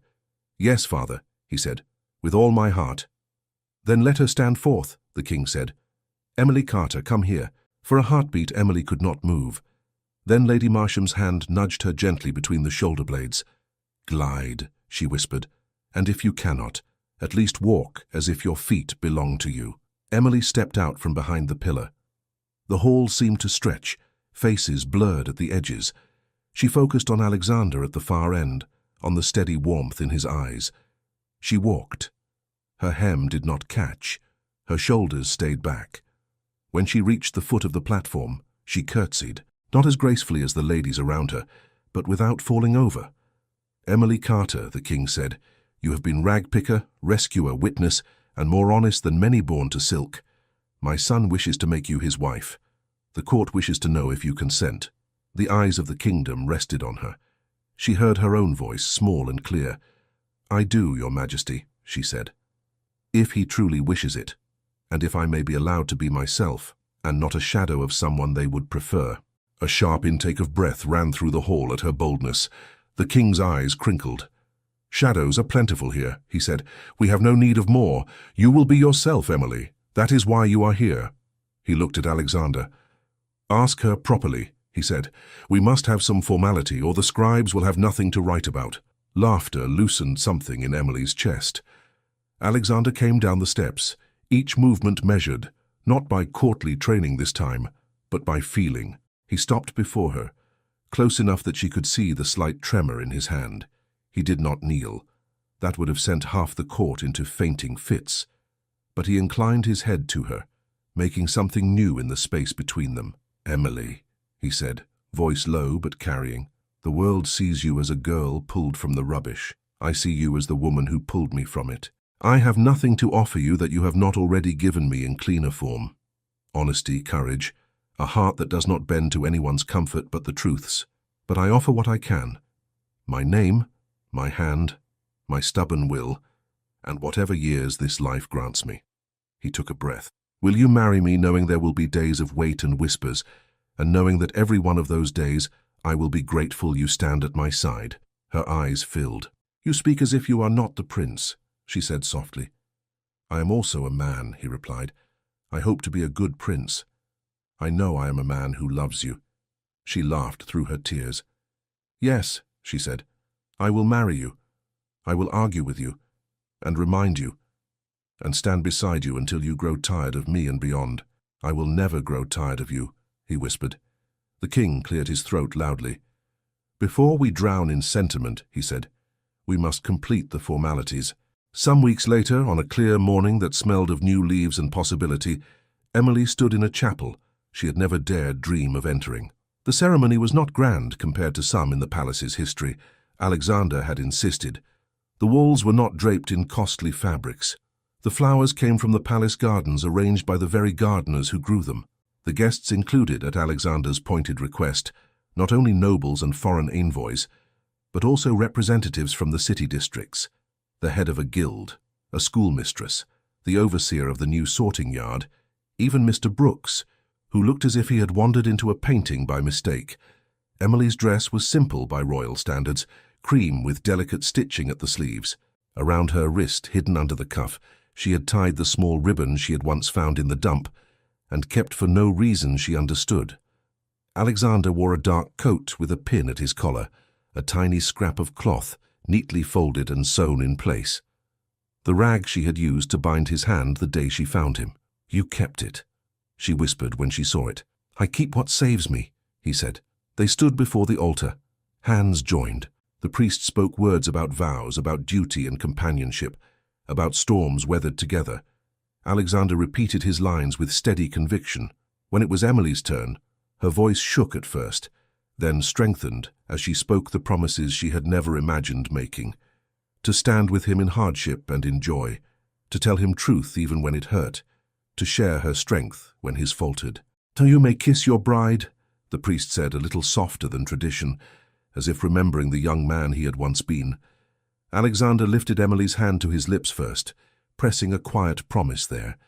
Then he bent and kissed her brow, gentle and sure, a touch full of gratitude and something fiercer, a claim that asked rather than demanded. The chapel seemed to exhale. Applause rose, scattered and then full. Lady Marsham dabbed at her eyes with a handkerchief. "Mr." Alden smiled so broadly he looked younger by 10 years.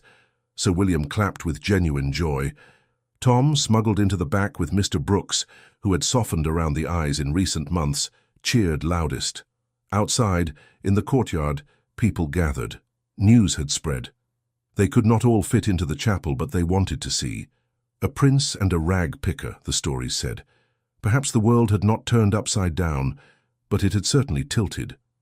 Emily and Alexander stepped out together. The sun caught his hair, her simple veil, the pale stone of the palace behind them. For a moment the sight was so bright that Emily had to squint. "Are you ready?" he asked quietly. "No," she said honestly. "But I am willing." He laughed. "That will do," he said. They walked down the steps, through a path opened by guards. Some people bowed, some curtsied, some simply stared. A few smiled with something like pride, as if her story made their own burdens lighter. Emily caught sight of a woman near the back holding a child. The woman's skirts were patched, her hands were red from work, yet she stood in the palace courtyard, watching her. Their eyes met. The woman gave a small nod, as if to say, "Remember." Emily did. As the days that followed settled into a new kind of life, she did not forget the weight of bones in her basket, or the sting of Mr. Brooks's early words, or the feel of Alexander's limp body under her grip as she dragged him from the refuse. She did not forget that the kingdom was bigger than marble floors. Now, when she walked those floors, she spoke in councils about the places where smoke still clung to people's clothes. She asked questions that made ministers shift. She listened more than she spoke, then chose her words carefully, remembering how it felt to have no voice at all. At night, when the day's duties were done and the candles burned low, she and Alexander would sit near a window, looking out over the city. "Where is the dump from here?" she asked once. He pointed. "There," he said, "near that curve of smoke, smaller than before. Cleaner, I hope." "Tom says the workyard pays regular now," she said. "He grumbles, but he grumbles with bread in his hands. That is different." Alexander smiled. "You have pulled more than one person from rubbish," he said. "So have you," she replied. He leaned his shoulder against hers. "Do you ever wish," he asked, "that you had walked away that morning?" She shook her head at once. "No," she said, "even when I'm afraid, even when I feel lost here, never that." "Nor do I," he said, "though I regret that you had to risk so much." "If I had not," she said, "we would both still be alone." They sat in comfortable silence for a while. Bells tolled in the distance. Somewhere, a child laughed. Somewhere else, a woman scolded. Life went on, messy and stubborn. Emily rested her hand over Alexander's, feeling the steady heat of his skin. She had not been born for crowns or councils. She had been born, like everyone else, into a world that did not ask her if she wished to come. She had been pushed to the edges, made to stand on rubbish and act as if it were normal. Now, by a series of choices, small, frightened, stubborn choices, she had stepped into the center of a different circle. Not to shine, not to dazzle, but to remember. And as the narrator's voice would say to anyone listening, years later and far away, sometimes the world throws away things it ought to treasure. Sometimes it tries to bury what makes it uncomfortable. But every so often someone like Emily stoops, looks more closely, and refuses to leave what she has found in the dirt. When that happens, not only two lives change, but the shape of a kingdom shifts, quietly, toward something kinder. Thank you so much for listening to this story all the way to the end. We hope it moved you as much as it moved us while telling it. We'd love to hear your thoughts. Leave us a comment telling us where you're listening from and what you liked the most. Rate this story from 0 to 10. What score would you give it? If you enjoyed this story, don't forget to subscribe to the channel and leave a like as a show of support. That really motivates us to keep creating and sharing more stories, full of emotion and life lessons. And before we go, we want to remind you that an exciting and heartwarming story recommendation will appear on the final screen. If you'd like to enjoy it, just click on the video. Thank you once again for being here, and we'll see you in the next story.